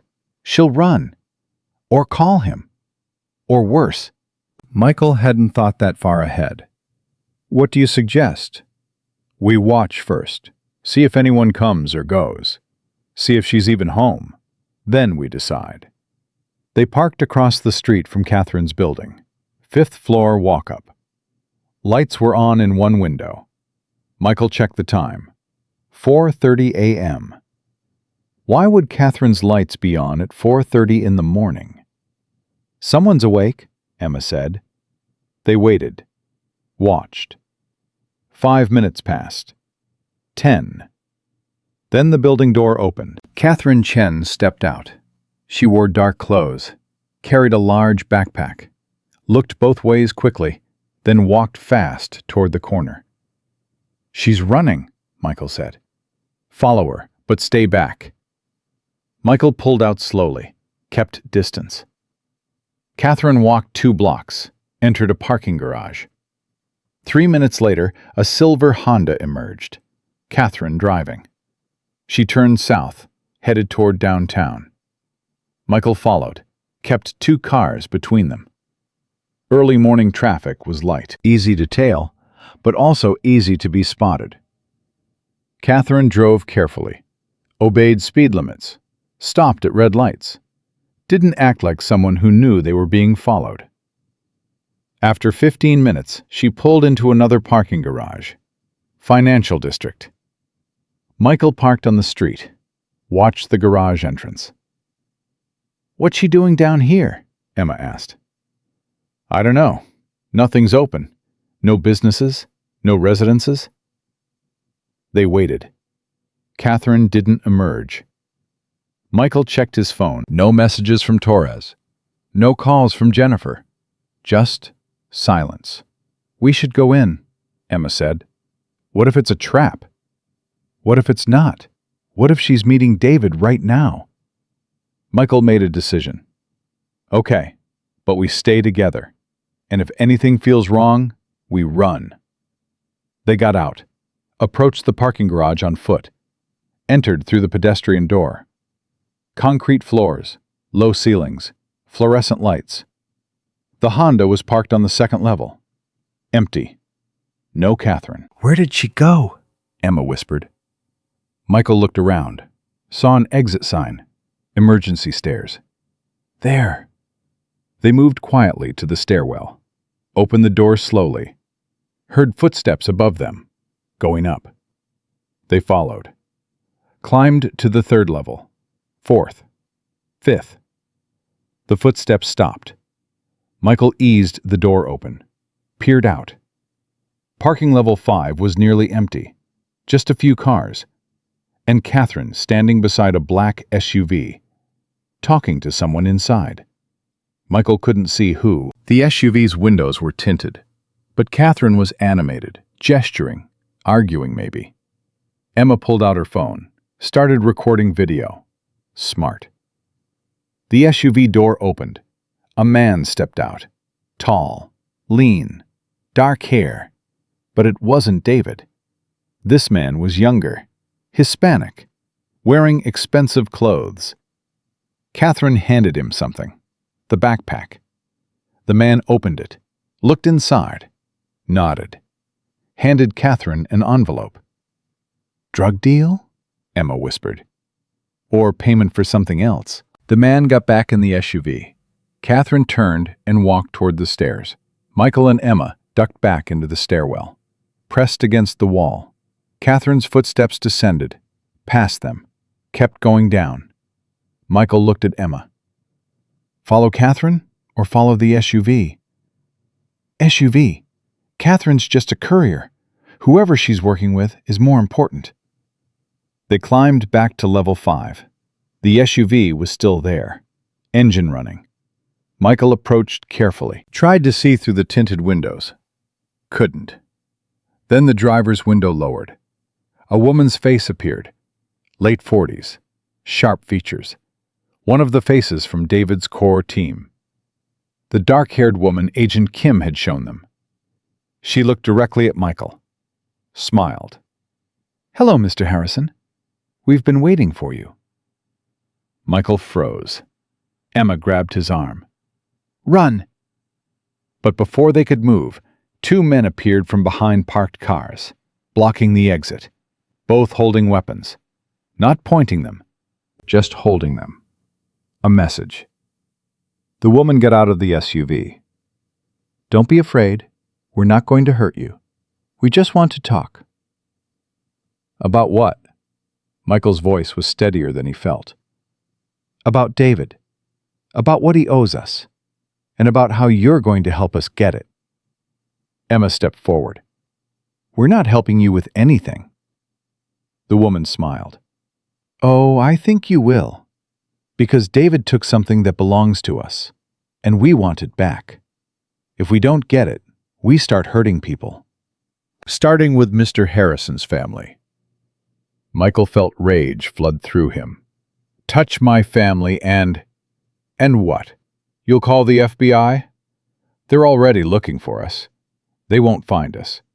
But we'll find your wife, your children. We know where FBI is hiding them. We have people inside, everywhere." Emma's phone was still recording. The woman noticed. "You can turn that off. Nobody's going to see it. And if they do, we'll just deny everything. There's no proof of anything illegal here, just a conversation." Michael's mind raced. They were trapped, outmanned, outgunned, but maybe not out of options. "What did David take from you?" "Money. $20 million from our last job together. He was supposed to split it. Instead, he kept it all. Disappeared. We found him here in New York, setting up another job. We thought we could convince him to pay what he owes, but he refused. So we helped him escape FBI custody. And now he owes us even more." "Where is he?" Emma asked. "We don't know. He ran after the safe house raid. He's scared, hiding, but he'll surface eventually. He needs to, because he's injured, and he needs money we're holding." "What money?" The woman gestured to the envelope Catherine had taken. "Cash. 200,000. Payment for a new identity. Fake passport. David needs it to leave the country, but we're not giving it to him until he pays us what he owes." Michael understood. "You're using the passport as leverage." "Exactly. And you're going to help us." You're going to find David, convince him to meet with us, and we'll handle the rest. Why would he meet with me? I'm the one who exposed him. Because you'll tell him you found money he hid. Money the FBI doesn't know about. Money from the Cayman accounts that got transferred before the freeze. He'll believe you because you're desperate, because your family is threatened, because you'll sound convincing. Emma shook her head. This is insane. We're not helping you extort David. Then your family dies. Your choice. The woman's voice was flat, emotionless. Michael felt trapped, cornered. But then he remembered what Emma had said earlier. Cornered animals are dangerous. What if we agree? What happens after? After we get our money from David, we disappear. You never hear from us again. Your family stays safe. Everyone wins. Except David. The woman shrugged. David made his choice. He stole from us. Now he pays. Michael looked at Emma, saw calculation in her eyes, saw her thinking. Then she spoke. We need time to find David, to set up a meeting, at least 24 hours. You have 12. If we don't hear from you by 4 p.m. today, your daughter Sophie comes home from school and finds a surprise waiting. The woman got back in the SUV. We'll be in touch. The SUV drove away. The two men lowered their weapons and followed. Within seconds, Michael and Emma were alone in the empty garage. Emma was shaking. Did that just happen? Yes. They threatened Sophie. They know her name, her school. Michael pulled out his phone, called Torres. She answered immediately. Where are you? Parking garage, financial district. We found Catherine Chen. She's working with David's partners. They just threatened my family. Are you safe right now? For now. But Torres, they know where you're hiding Jennifer and the kids. They said they have people inside FBI. Silence. Then Torres's voice, hard and cold.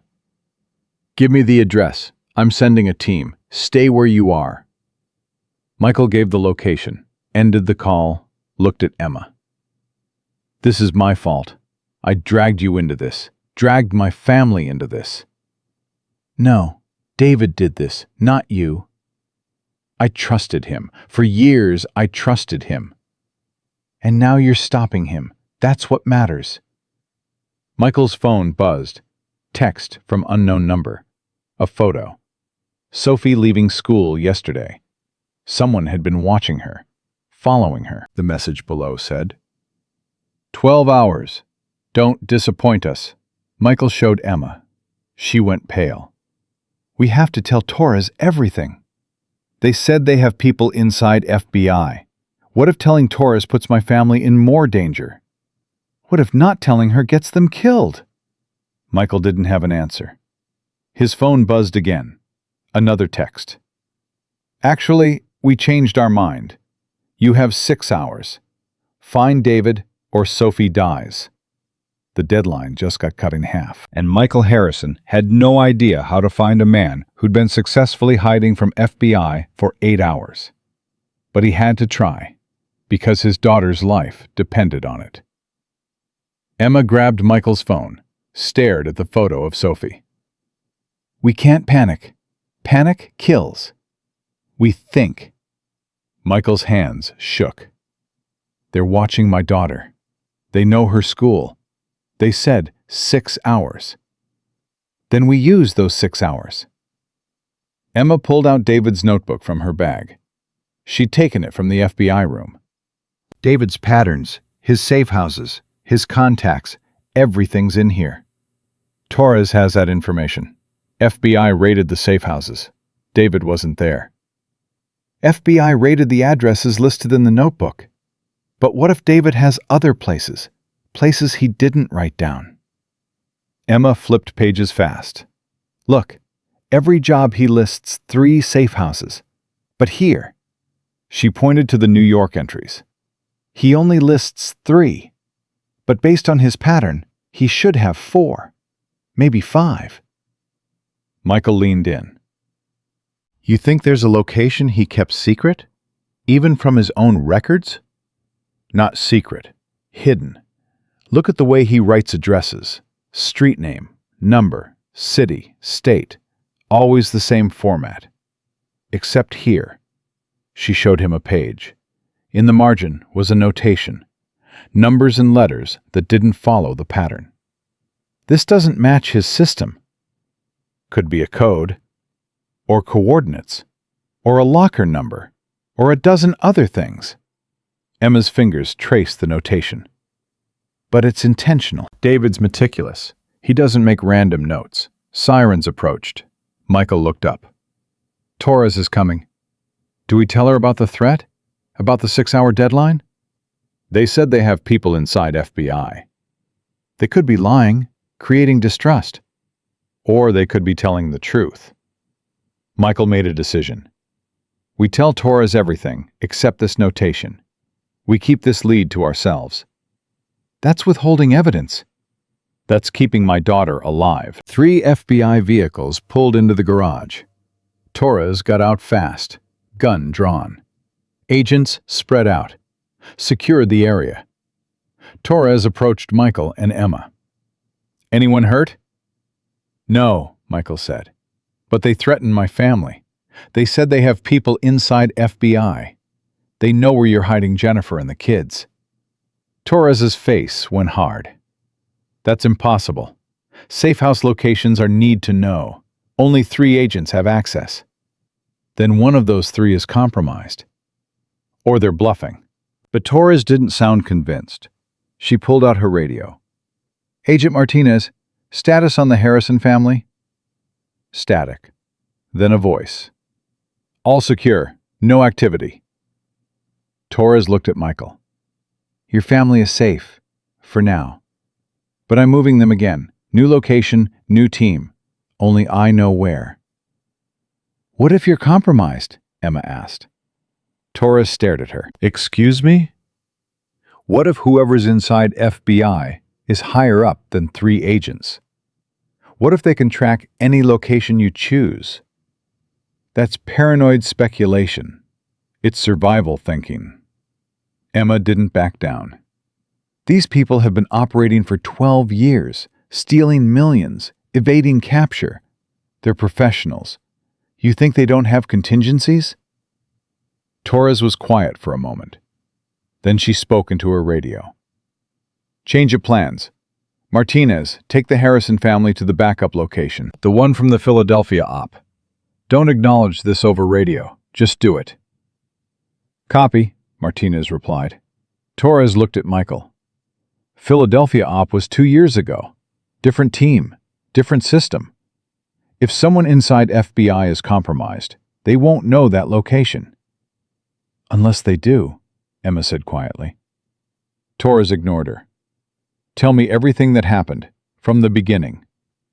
Michael recounted it, following Catherine, the parking garage, the woman from David's team, the threat, the deadline. Everything except the notation in the notebook. Torres listened without interrupting.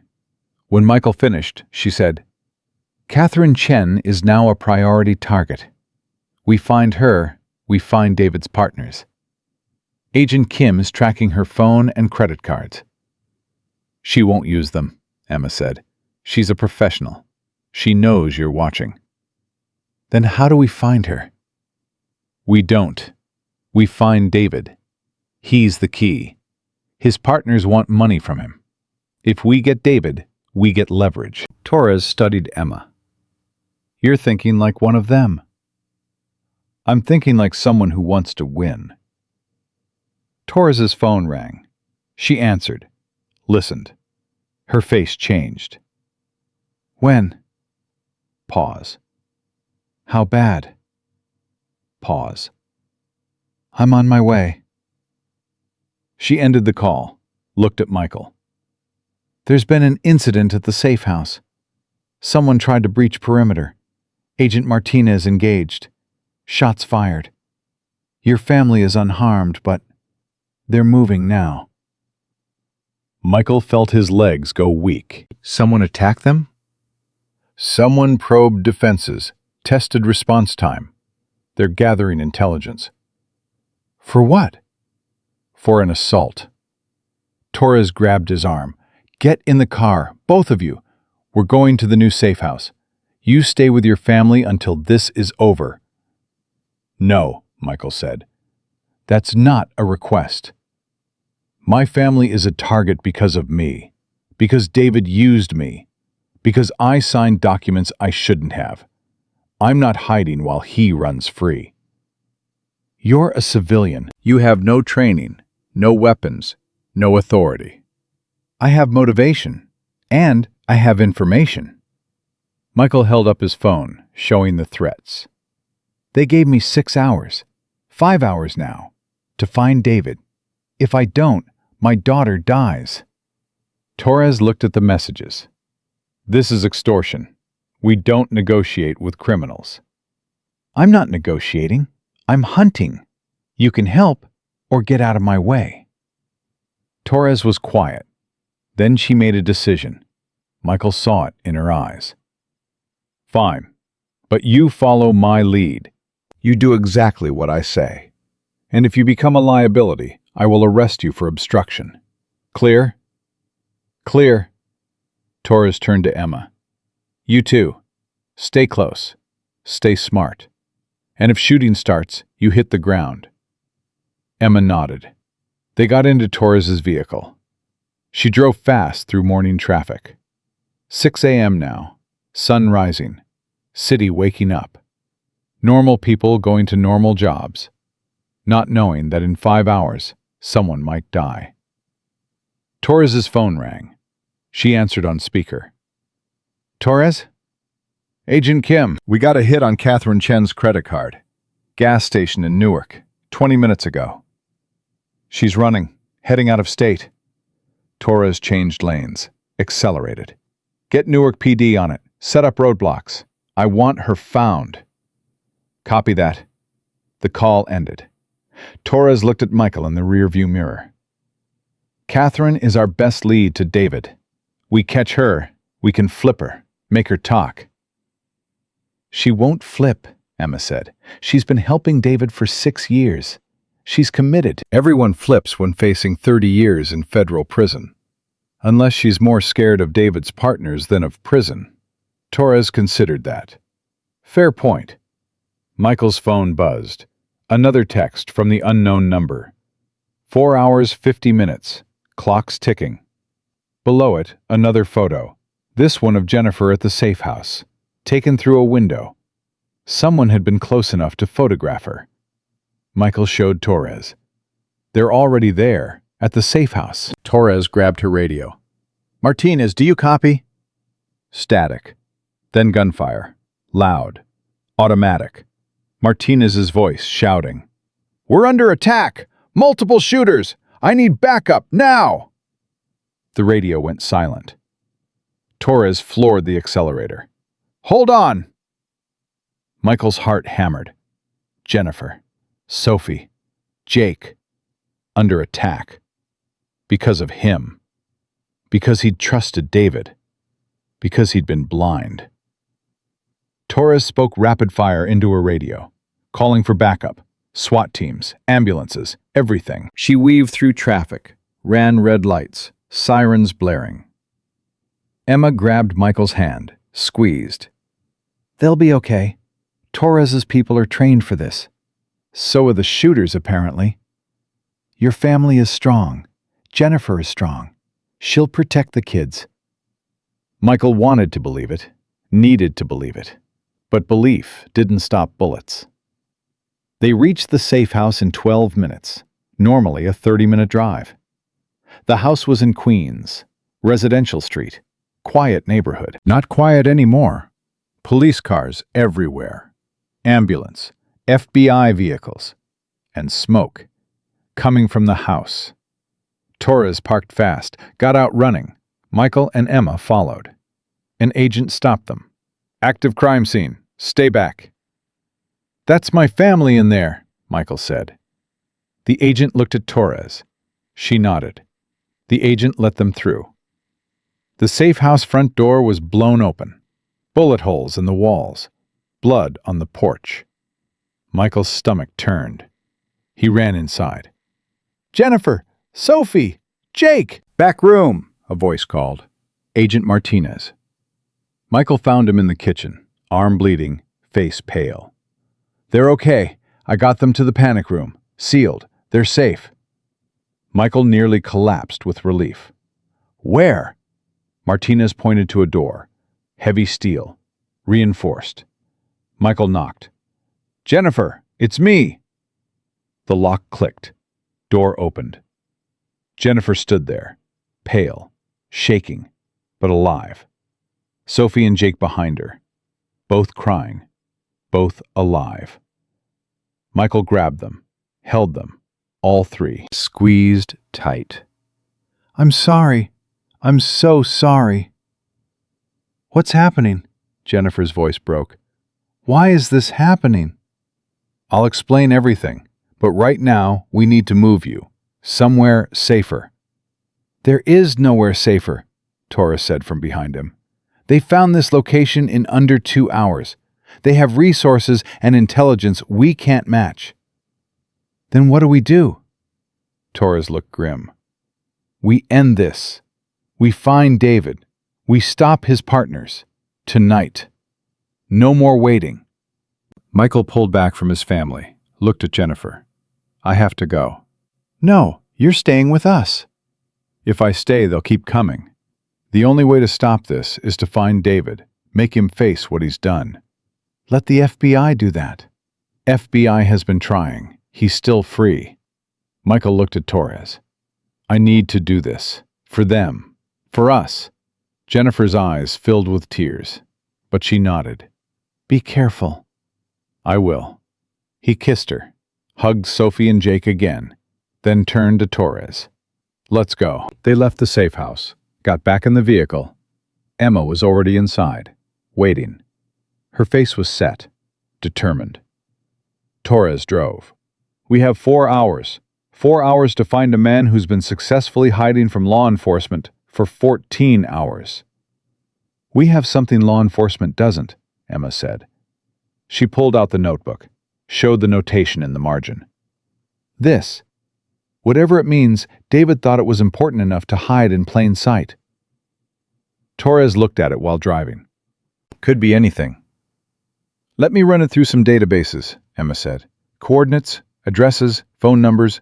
See if anything matches." Torres handed her phone to Emma. "Use this. Secure connection." Emma typed fast, searching. Michael watched the clock. 4 hours, 30 minutes. Then 4:25. Time bleeding away while his daughter's life hung in balance. "Got something," Emma said. "These numbers, if you separate them by 5s and add area code, they form a phone number." "New York area." "Call it," Torres said. Emma dialed, put it on speaker. It rang. Once, twice, 3 times. Then someone answered. Not David. A woman, older, tired voice. "Hello?" Emma hesitated. "Hi, I'm looking for Robert Morrison." "Wrong number." The woman started to hang up. "Wait," Emma said quickly. "Is this the Morrison residence?" "There's no Morrison here. Just me. And I'm getting real tired of people calling asking for him." Emma's eyes widened. "Other people have called? Looking for Robert Morrison?" 3 times today. I told them all the same thing. I don't know any Morrison. This number used to belong to some business, storage facility or something. Been closed for 2 years. "Storage facility?" Emma looked at Michael. "Where?" "Lady, I don't know. I just got this number reassigned last month. People keep calling. Wrong number every time." "Thank you." Emma ended the call.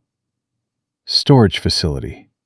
David had a storage unit. That's what this number was for, before it got reassigned. Torres grabbed her radio. "Agent Kim, run a search for storage facilities in New York, associated with phone numbers ending in these digits." She read off the numbers Emma found. "On it, Kim replied. 2 minutes later. Found it. Safekeep Storage, Brooklyn. Facility closed 18 months ago due to bankruptcy. But records show one unit still has an active lease, paid through automatic transfer from offshore account. Torres changed direction, headed toward Brooklyn. That's it. That's where David is hiding. Michael felt hope and fear mixing. What if it's a trap? Then we spring it carefully. Torres called for backup, multiple units, tactical team. She wasn't taking chances. They reached Safekeep Storage in 20 minutes. The facility was abandoned, gates locked, windows boarded, sign said closed permanently. Torres pulled up a block away, waited for backup. 3 FBI vehicles arrived. 8 agents, all armed, all ready. Torres gave orders. Surround the building. 2 teams, north and south entry. We go in quiet. No lights, no sirens. If David's inside, we don't spook him. The agents moved. Professional. Efficient. Within minutes, they had the facility surrounded. Torres looked at Michael and Emma. You two stay in the vehicle. Do not get out. Do not follow us. Understood? Michael nodded. Torres moved out with her team. Disappeared into the facility through a broken fence. Emma checked her phone. 3 hours left. I know. If David's not here, he has to be here. This is the only lead we have. They waited, watching. Minutes crawled. Michael's phone buzzed. Text from the unknown number. Where are you, Michael? Clock's ticking. We're getting impatient. He didn't respond. Didn't know what to say. His phone buzzed again. This time, a video. Short clip. Sophie walking into school this morning. Someone filming her. Following her. The message below. So easy to get to her. 3 hours. Michael's hands clenched into fists. They're taunting me. They're pressuring you, making you panic, making you make mistakes. Emma's voice was calm, steady. Don't give them what they want. Gunshots. Inside the facility. Automatic fire. Then silence. Michael's radio crackled. Torres's voice. Shots fired. David's here. He's barricaded. Armed. Refusing to surrender. Is he alone? Michael asked into the radio. Appears so, but he's got heavy weapons. Former military grade. We need to contain and negotiate. Let me talk to him, Michael said. Negative. You're a civilian. He'll listen to me. We have history. That's exactly why you shouldn't talk to him. But Torres sounded uncertain. Emma grabbed the radio. Agent Torres, Michael's daughter has 3 hours to live. We don't have time for standard negotiation. Let him try. Silence. Then Torres. Fine, but I'm with you. And if David makes one wrong move, we end it. Michael and Emma got out of the vehicle, moved quickly to the facility entrance. Torres met them there, handed Michael a vest, Kevlar, heavy. Put this on, stay behind me. And Michael. Yes? If you die, your family loses. Remember that. They entered the facility. Long hallways, rows of storage units, dim emergency lights. Torres's team had David pinned in the back corner. Unit 247. Door closed, reinforced. Torres raised her voice. David Ashford, FBI. You're surrounded. Come out with hands up. No! David's voice from inside. Muffled, scared. You'll kill me. Nobody's killing anyone. We just want to talk. Liar! Your agent shot at me. You shot first. Because you attacked me. David sounded desperate, cornered. I know how this works. You'll shoot me and call it self-defense. Michael stepped forward. Torres tried to stop him. He pushed past her. David, it's Michael. Silence. Then. Michael? Yes, we need to talk. You destroyed everything. You ruined my plan. Your plan was to destroy my company and frame me for your crimes. Forgive me for interfering. I gave you a chance. I was going to let you walk away, start over. But you had to bring in that waitress, that stupid girl who couldn't mind her own business. Emma's voice was sharp. That stupid girl is why you're cornered in a storage unit instead of on a beach in the Caymans. Emma's here too? David laughed, bitter, broken. Perfect. The hero and his sidekick. Come to finish me off. We're here because your partners want money you owe them, Michael said. And they're using my family as leverage. Silence. Then David spoke quieter. They found you. They threatened my daughter. They said if I don't deliver you in 3 hours, they kill her. Then I guess you have a problem. We both have a problem. They want $20 million, money you don't have, money you can't get. Which means you can't pay them, which means they'll kill you eventually. I'll disappear. New identity, new country. With what? FBI froze your accounts. Your fake passport is burned. Your safe houses are compromised. You're trapped. Long silence. Michael could hear David breathing. Heavy. Labored. What do you want? I want the truth. I want to understand why. Why me? Why my company? Why destroy people's lives? Because I can. Because it's easy. Because people like you trust too easily. David's voice was hard now. You want to know why? Because the world is full of trusting fools, and fools deserve what they get. Michael felt anger rise. I trusted you, promoted you, invited you into my home, my family's life, and you repaid that by trying to destroy us. I repaid that by teaching you a lesson. Trust no one. Verify everything. Protect yourself. David laughed again. But you didn't learn, did you? Even now you're trusting FBI, trusting Emma, trusting that your family is safe. How's that working out? Better than being cornered in a storage unit. At least I'm alone. You've dragged everyone down with you. Your wife, your kids, Emma, they're all in danger because of you. The words hit hard, because they were true. Michael had dragged them into this. His choices, his mistakes. Emma stepped forward. David, your partners killed Tom Brennan, made it look like suicide. You think they won't do the same to you? Tom was weak. I'm not. Tom was your partner for 3 jobs, 8 years, and they killed him because he was a liability. What makes you think you're different? Silence. Then David's voice, quieter, uncertain. They wouldn't. They already tried. The safe house raid in Queens. That wasn't FBI that found you. That was them.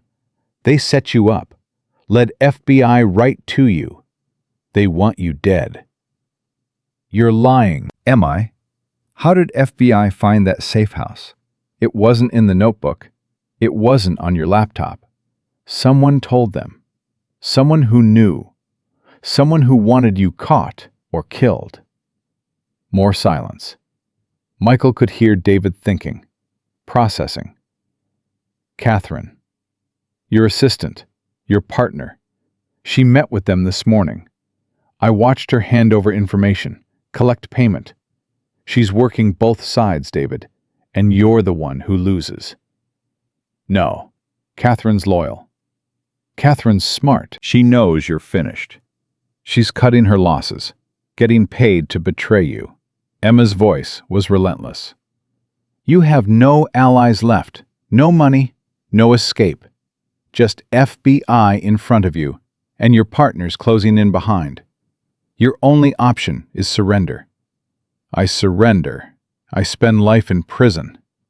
You run, you spend no life at all. Choose. The door to the storage unit opened. Slowly. David stepped out, hands up, blood on his shirt from the gunshot wound. Face pale, exhausted, defeated. In his right hand was a phone. In his left, a detonator. "Nobody move," David said, "or I blow this whole building." Torres aimed her weapon. "Put it down, David." "No, you put your guns down. All of you. Or I push this button and we all die." Michael's heart stopped. "David, don't." "Why not? What do I have left? Prison or death? Same thing." "It's not the same. In prison you live. You can appeal, get lawyers, fight." "In prison I'm a target. Your partners will reach me there. Guards can be bought. Inmates can be paid. I'm dead either way." Emma spoke calmly. "Then tell the truth first, before you die.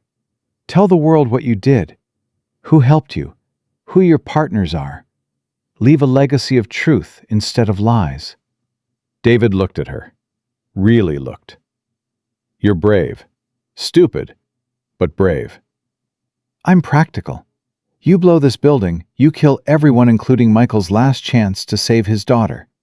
Is that what you want? To kill an innocent girl?"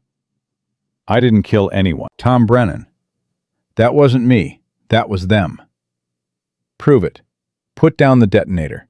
Tell FBI everything. Help us stop them." David's hands shook. The detonator trembled. Michael held his breath. Time stopped. Everything balanced on David's next choice. Then David smiled. Sad. Broken. "I'm sorry, Michael. For what it's worth. I'm sorry." He pushed the button. Nothing happened. David looked at the detonator, confused. Pushed again. Still nothing. Torres moved fast. 3 steps, grabbed David, slammed him against the wall, cuffed him. Other agents swarmed, secured him. Torres held up the detonator. "Dummy device, no explosives. You were bluffing." David sagged. All fight gone. "I just wanted one more chance. One more chance to get away." "You're done getting away."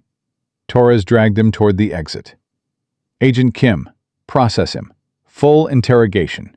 I want names, accounts, everything." Kim took David, led him away. David looked back at Michael. "They won't stop, my partners. They'll kill your daughter, then your family, then you, because that's what they do. They eliminate problems. And Michael, you're the biggest problem they've ever had."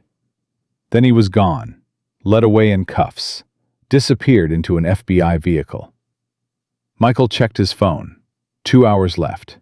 They had David, but his partner still had the deadline, still had surveillance on Sophie, still had the power to destroy everything. Emma stood beside him. "What now?" "Now we wait for them to contact us. Tell them we have David. Make the trade." "They won't trade. They'll kill us all and take David themselves." Torres came over. "She's right. These people don't negotiate. They eliminate. Your family needs to disappear. New identities. Witness protection. Starting now." "No," Michael said. "That's not optional." "Yes, it is. Because running doesn't end this. They'll keep looking, keep hunting, forever." Michael looked at Torres. "We end it tonight. We set a trap. Use David as bait. Draw them out. And we finish them." Torres was quiet. Then she nodded. "Okay, but we do it my way. Full tactical team. Snipers, air support, everything. Whatever it takes." Michael's phone buzzed. Text from unknown number. "We know you have David. Good work. Now bring him to us. Come alone. Pier 47. 1 hour. Or Sophie dies." The deadline just got moved up, and Michael Harrison was about to walk into a trap, with no way out. But he'd do it anyway, because that's what fathers do. They protect their children, no matter the cost. Torres spread tactical maps across the hood of her vehicle. 1 hour isn't enough time for proper setup. They know that.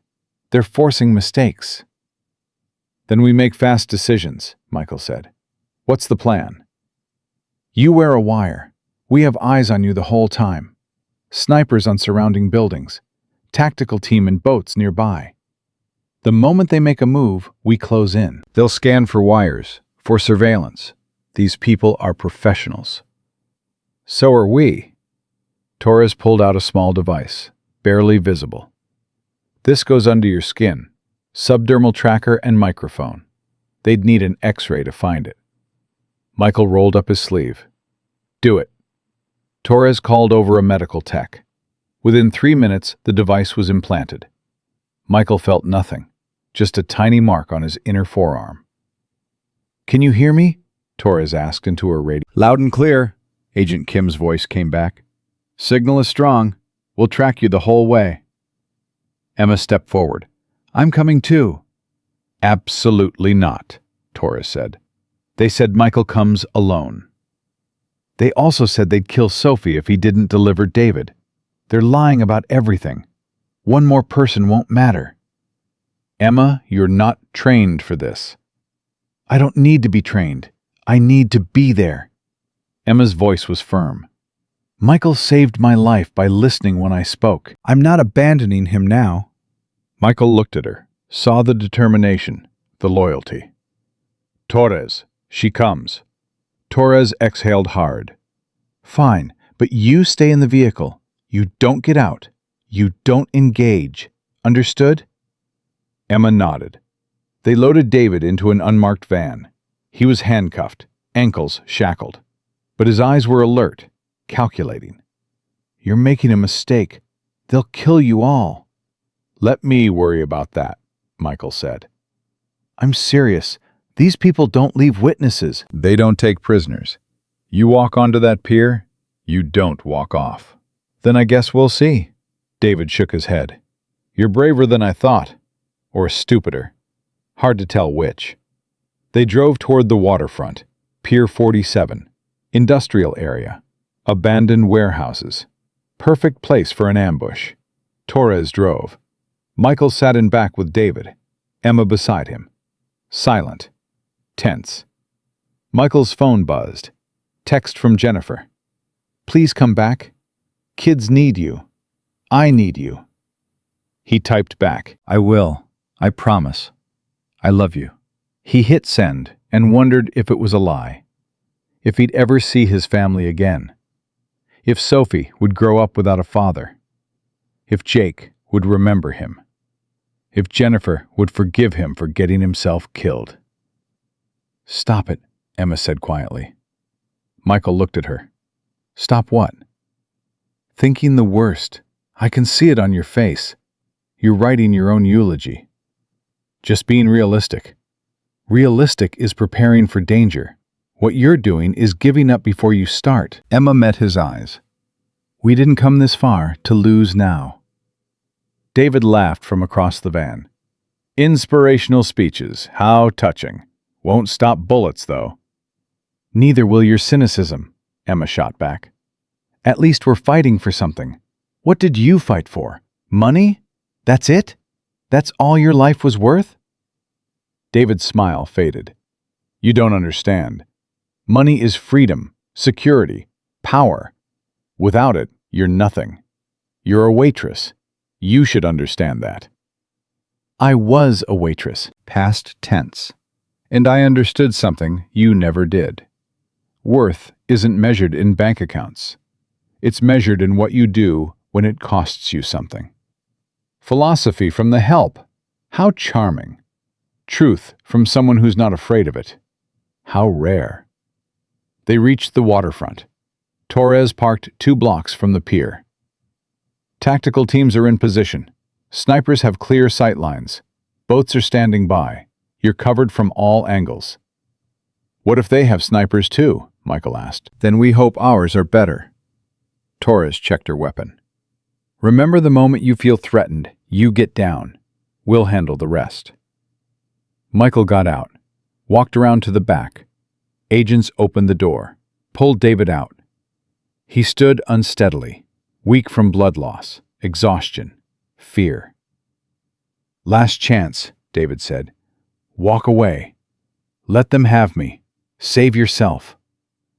"Why? So you can escape again? Make another deal?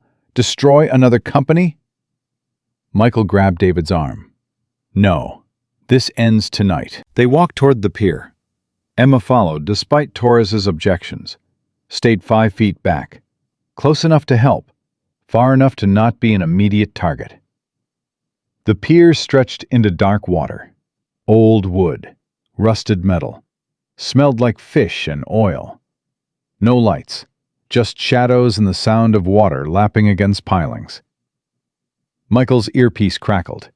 Torres's voice. "I see 4 individuals, 3 on the pier, 1 in a vehicle behind you, all armed." Michael's heart rate spiked. "Copy." "Michael Harrison," a voice called from the darkness. The woman from the parking garage. "You came. I'm impressed." "You threatened my daughter. What choice did I have?"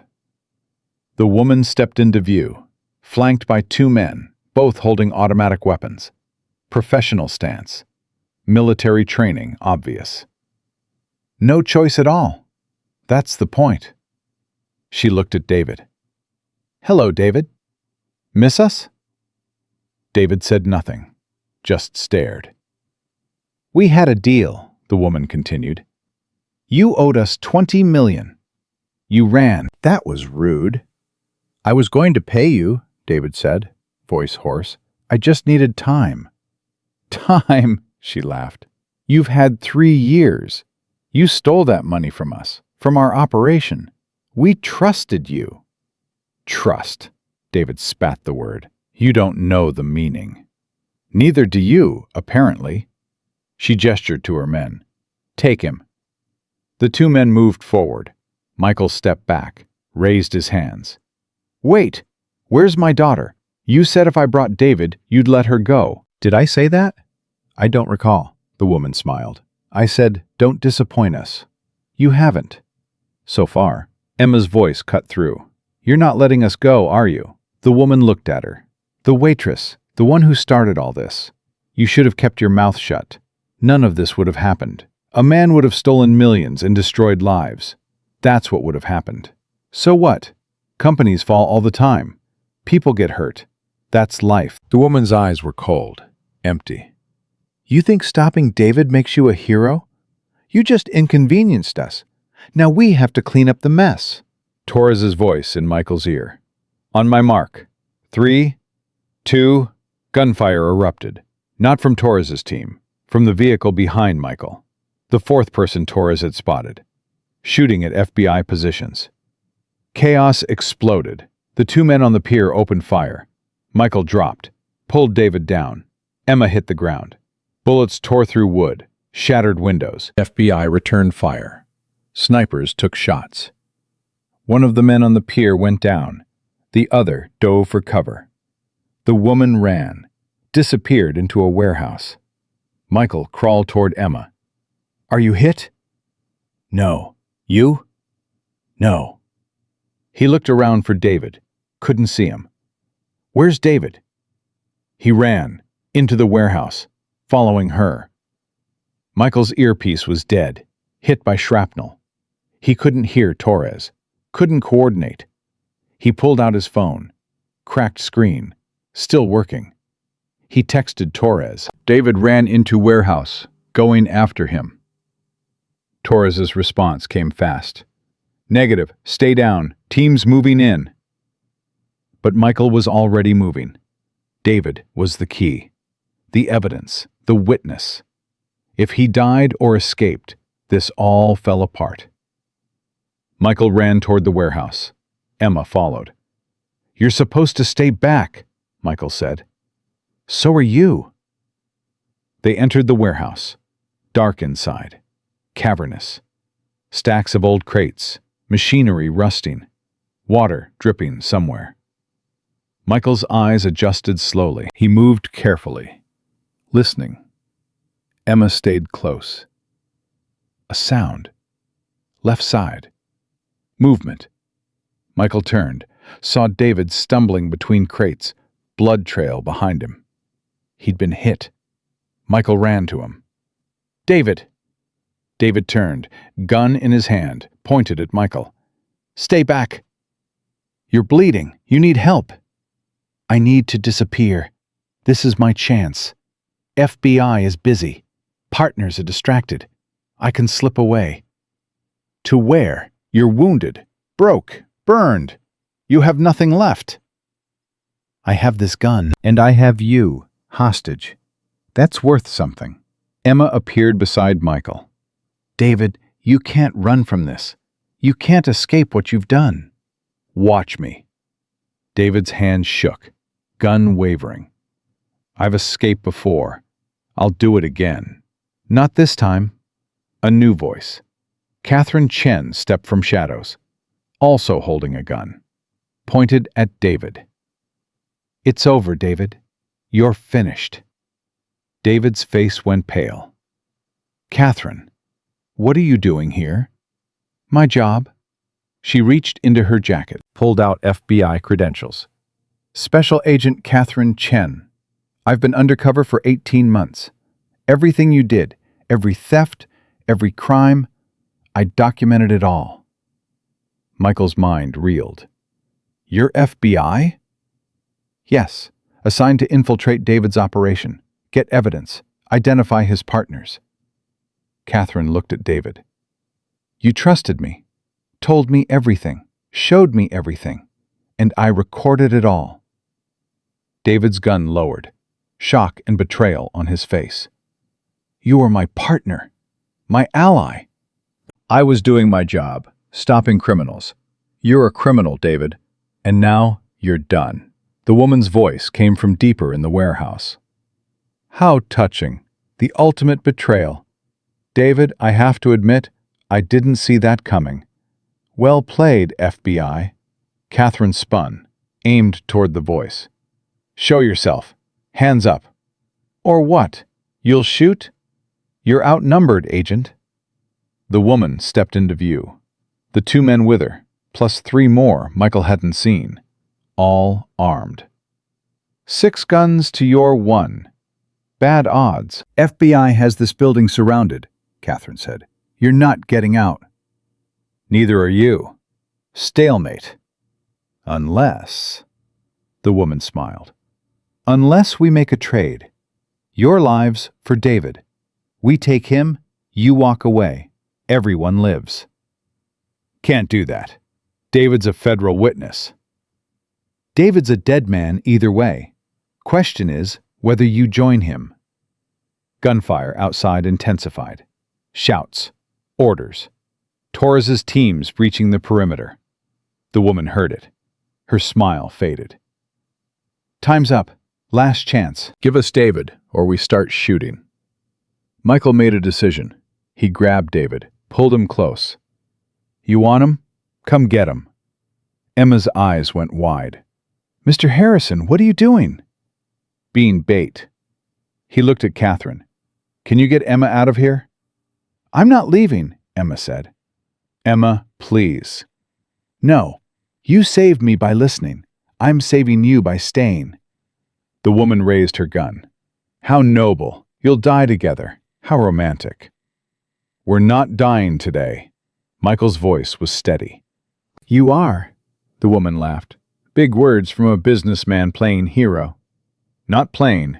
Not anymore." Michael pushed David forward. "You want him? Take him. But you'll have to go through me first." The woman's finger tightened on the trigger. Michael braced for the shot. But it didn't come. Instead, explosion. The warehouse wall blew inward.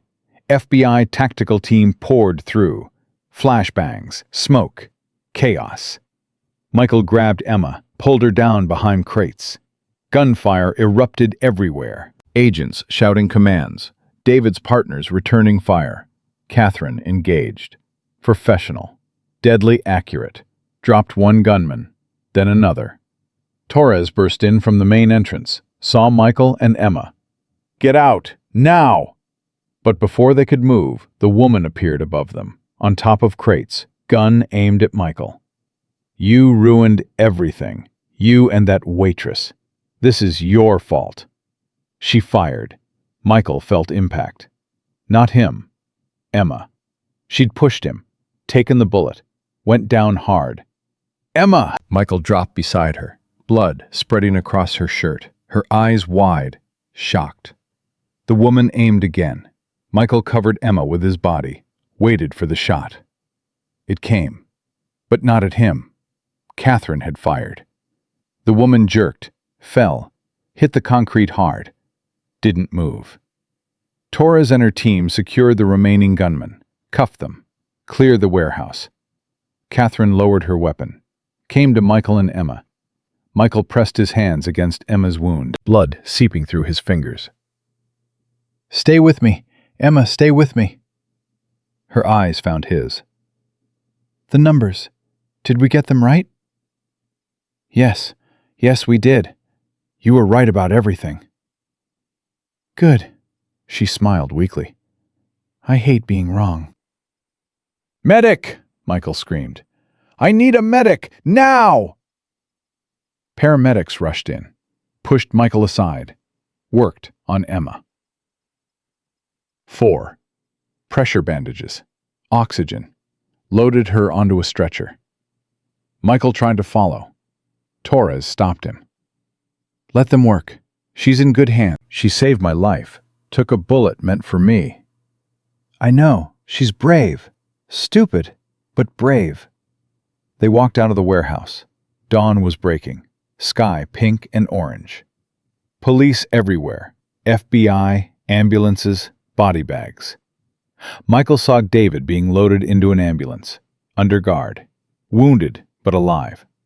Saw David's partners lined up, cuffed, defeated. Torres's phone rang. She answered.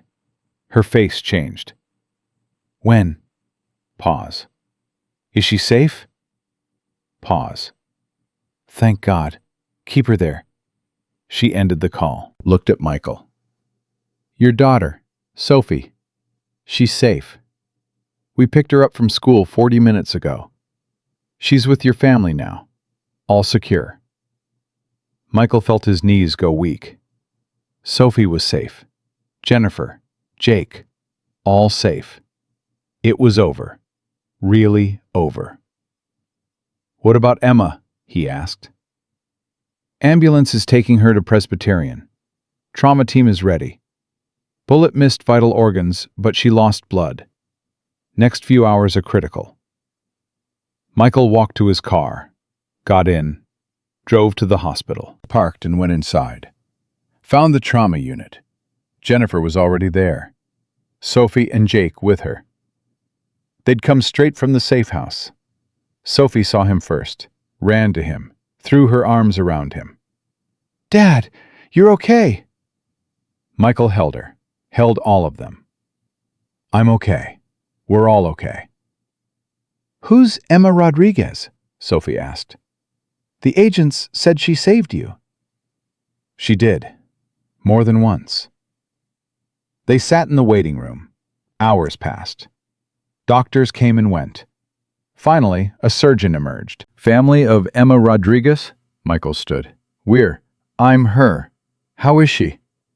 "Surgery went well. We removed the bullet, repaired the damage.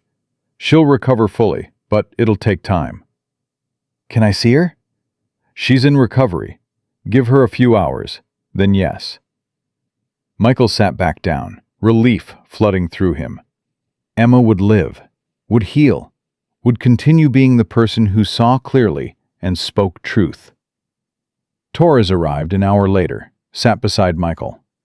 "It's done. All of David's partners are in custody. Catherine's testimony, plus David's notebook, plus the evidence Emma found. Airtight case." "What happens to David?" "Federal prison. Multiple counts of fraud, theft, conspiracy. He'll never see freedom again." "And my company?" "FBI will release the assets we froze. Your company survives. Damaged, but salvageable. Torres looked at him. "You did good, Michael. You fought for your people. For truth. That matters." Emma fought. I just followed her lead. You listened. That's rarer than you think. Most people in your position would have signed those papers, accepted defeat. You didn't, because someone told you the truth, and you had the courage to hear it. Michael thought about that, about the moment Emma spoke. 5 words that changed everything. Please don't sign that. He'd come so close to ignoring her, dismissing her, signing away everything because lawyers and executives told him to. But he'd listened to a woman in a waitress uniform who saw what trained professionals missed, who had the courage to speak when silence would have been safer. 2 weeks later, Michael stood in Harrison and Logistics' main conference room. Every employee had been called in. All 800. They filled the room and spilled into hallways, watching on screens. Emma sat in the front row, arm in a sling, pale but present. She'd insisted on coming, despite doctor's orders to rest. Michael stepped to the microphone. 2 weeks ago, this company almost died. Not because of market forces, not because of competition, but because I trusted the wrong person. Because I didn't ask enough questions. Because I didn't listen carefully enough. He paused, let the words sink in. But someone did listen. Someone saw what I couldn't. Someone had the courage to speak when everyone else stayed silent. He looked at Emma. Emma Rodriguez saved this company. Not because she's a trained investigator, not because she has an advanced degree, but because she paid attention, because she cared, because when she saw something wrong, she refused to look away. Applause started. Quiet at first, then building. Employees standing, clapping. Emma's face flushed. She tried to wave it off, but Michael gestured for her to stand. She stood reluctantly. The applause grew louder. Michael continued. Going forward, this company changes. We create anonymous reporting channels. We reward people who ask questions. We make truth-telling not just accepted, but expected. And we never forget that wisdom can come from anywhere, from anyone, if we're willing to listen. After the meeting, Emma approached. That was embarrassing. That was deserved. Michael handed her an envelope. New employment contract. Director of Financial Integrity. Full benefits. Tuition reimbursement to finish your degree. And a salary that reflects your value. Emma opened it. Stared at the number. Mr. Harrison, this is. Fair. It's fair. You saved 800 jobs. You saved my family. You saved me. He paused. And Emma. You don't have to call me Mr. Harrison anymore. It's Michael. She smiled. Okay, Michael. 6 months later, Michael stood at NYU, watching Emma cross the stage. Cap and gown, graduating with honors. Her father was there, walking slowly but there. Her mother crying happy tears. Her siblings cheering. Emma received her diploma, Bachelor of Science in Accounting. 4 years late, but finished. She looked into the crowd, found Michael, smiled. After the ceremony, they met outside. Congratulations, Michael said. I'm proud of you. Thank you for everything. The job, the tuition, the chance. You earned all of it. What's next? Emma looked at her diploma. I got accepted to the MBA program here. Start in fall. And I've been talking to Agent Torres. She thinks FBI could use someone like me. Someone who sees patterns. You'd be good at that. Maybe. Or maybe I stay at Harrison and Logistics. Keep building something good. Keep proving that truth matters more than credentials. Whatever you choose, you'll be amazing. They walked together through Washington Square Park. Students everywhere. families celebrating, life continuing, normal and beautiful and possible, because two people had refused to stay silent when silence would have been easier. Michael thought about that moment 2 weeks before the graduation, sitting at his desk, looking at the unsigned bankruptcy papers, wondering what his life would have been if Emma hadn't spoken, if he hadn't listened, if they'd both taken the easy path. Everything would have been lost: his company, his reputation, his family's security, 800 jobs. All of it gone because one man lied and everyone else believed him. But that's not what happened. Because a woman saw clearly, spoke truthfully, and refused to let lies win. 3 years after that day, Michael Harrison stood before a Senate committee, testifying about corporate fraud prevention, about building cultures of transparency, about listening to voices that don't come from corner offices. Beside him sat Emma Rodriguez, now Chief Financial Officer of Harrison and Logistics, youngest CFO in the company's history. Her testimony about spotting David's fraud had been taught in business schools, her methods studied, her courage celebrated.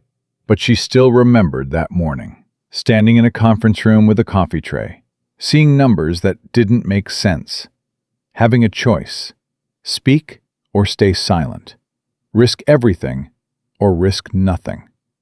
She'd spoken, and everything changed. David Ashford served his sentence in federal prison. No parole, no early release. His partners received similar sentences.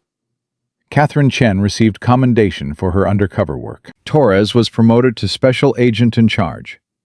And Sophie Harrison grew up knowing her father was a man who listened, who admitted mistakes, who chose truth over comfort.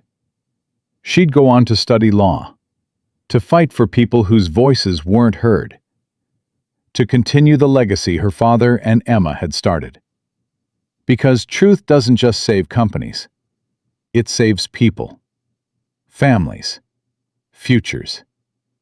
But only if someone has the courage to speak it, and someone else has the wisdom to listen. Michael Harrison learned that lesson in the hardest way possible. But he learned it, and he never forgot. Years later, when asked about the darkest moment of his life, he would tell the story simply. "I was about to sign bankruptcy papers. A waitress told me not to. I listened. Everything changed." People would ask why. Why did he listen to a waitress instead of 6 lawyers? His answer was always the same. Because she was the only one telling the truth. And truth has a sound you recognize when you're ready to hear it. Emma Rodriguez would add her own perspective. "I saw numbers that didn't make sense. I could have ignored them, stayed safe, stayed silent. But my father always said numbers don't lie, people do. So I spoke. Not because I was brave, because I couldn't live with myself if I didn't." Their story became more than a tale of fraud and rescue. It became a reminder that ordinary people doing ordinary work can see extraordinary truth. That courage isn't about credentials or titles. That the most important voice in any room might belong to the person everyone else ignores. And that sometimes the whole world turns on 5 simple words spoken at exactly the right moment, by exactly the right person, who refuses to stay silent. Please don't sign that. 5 words that saved a company, caught a criminal, protected a family, and proved that truth, spoken with courage, can change everything. Michael Harrison and Emma Rodriguez didn't set out to be heroes. They just chose truth when lies would have been easier.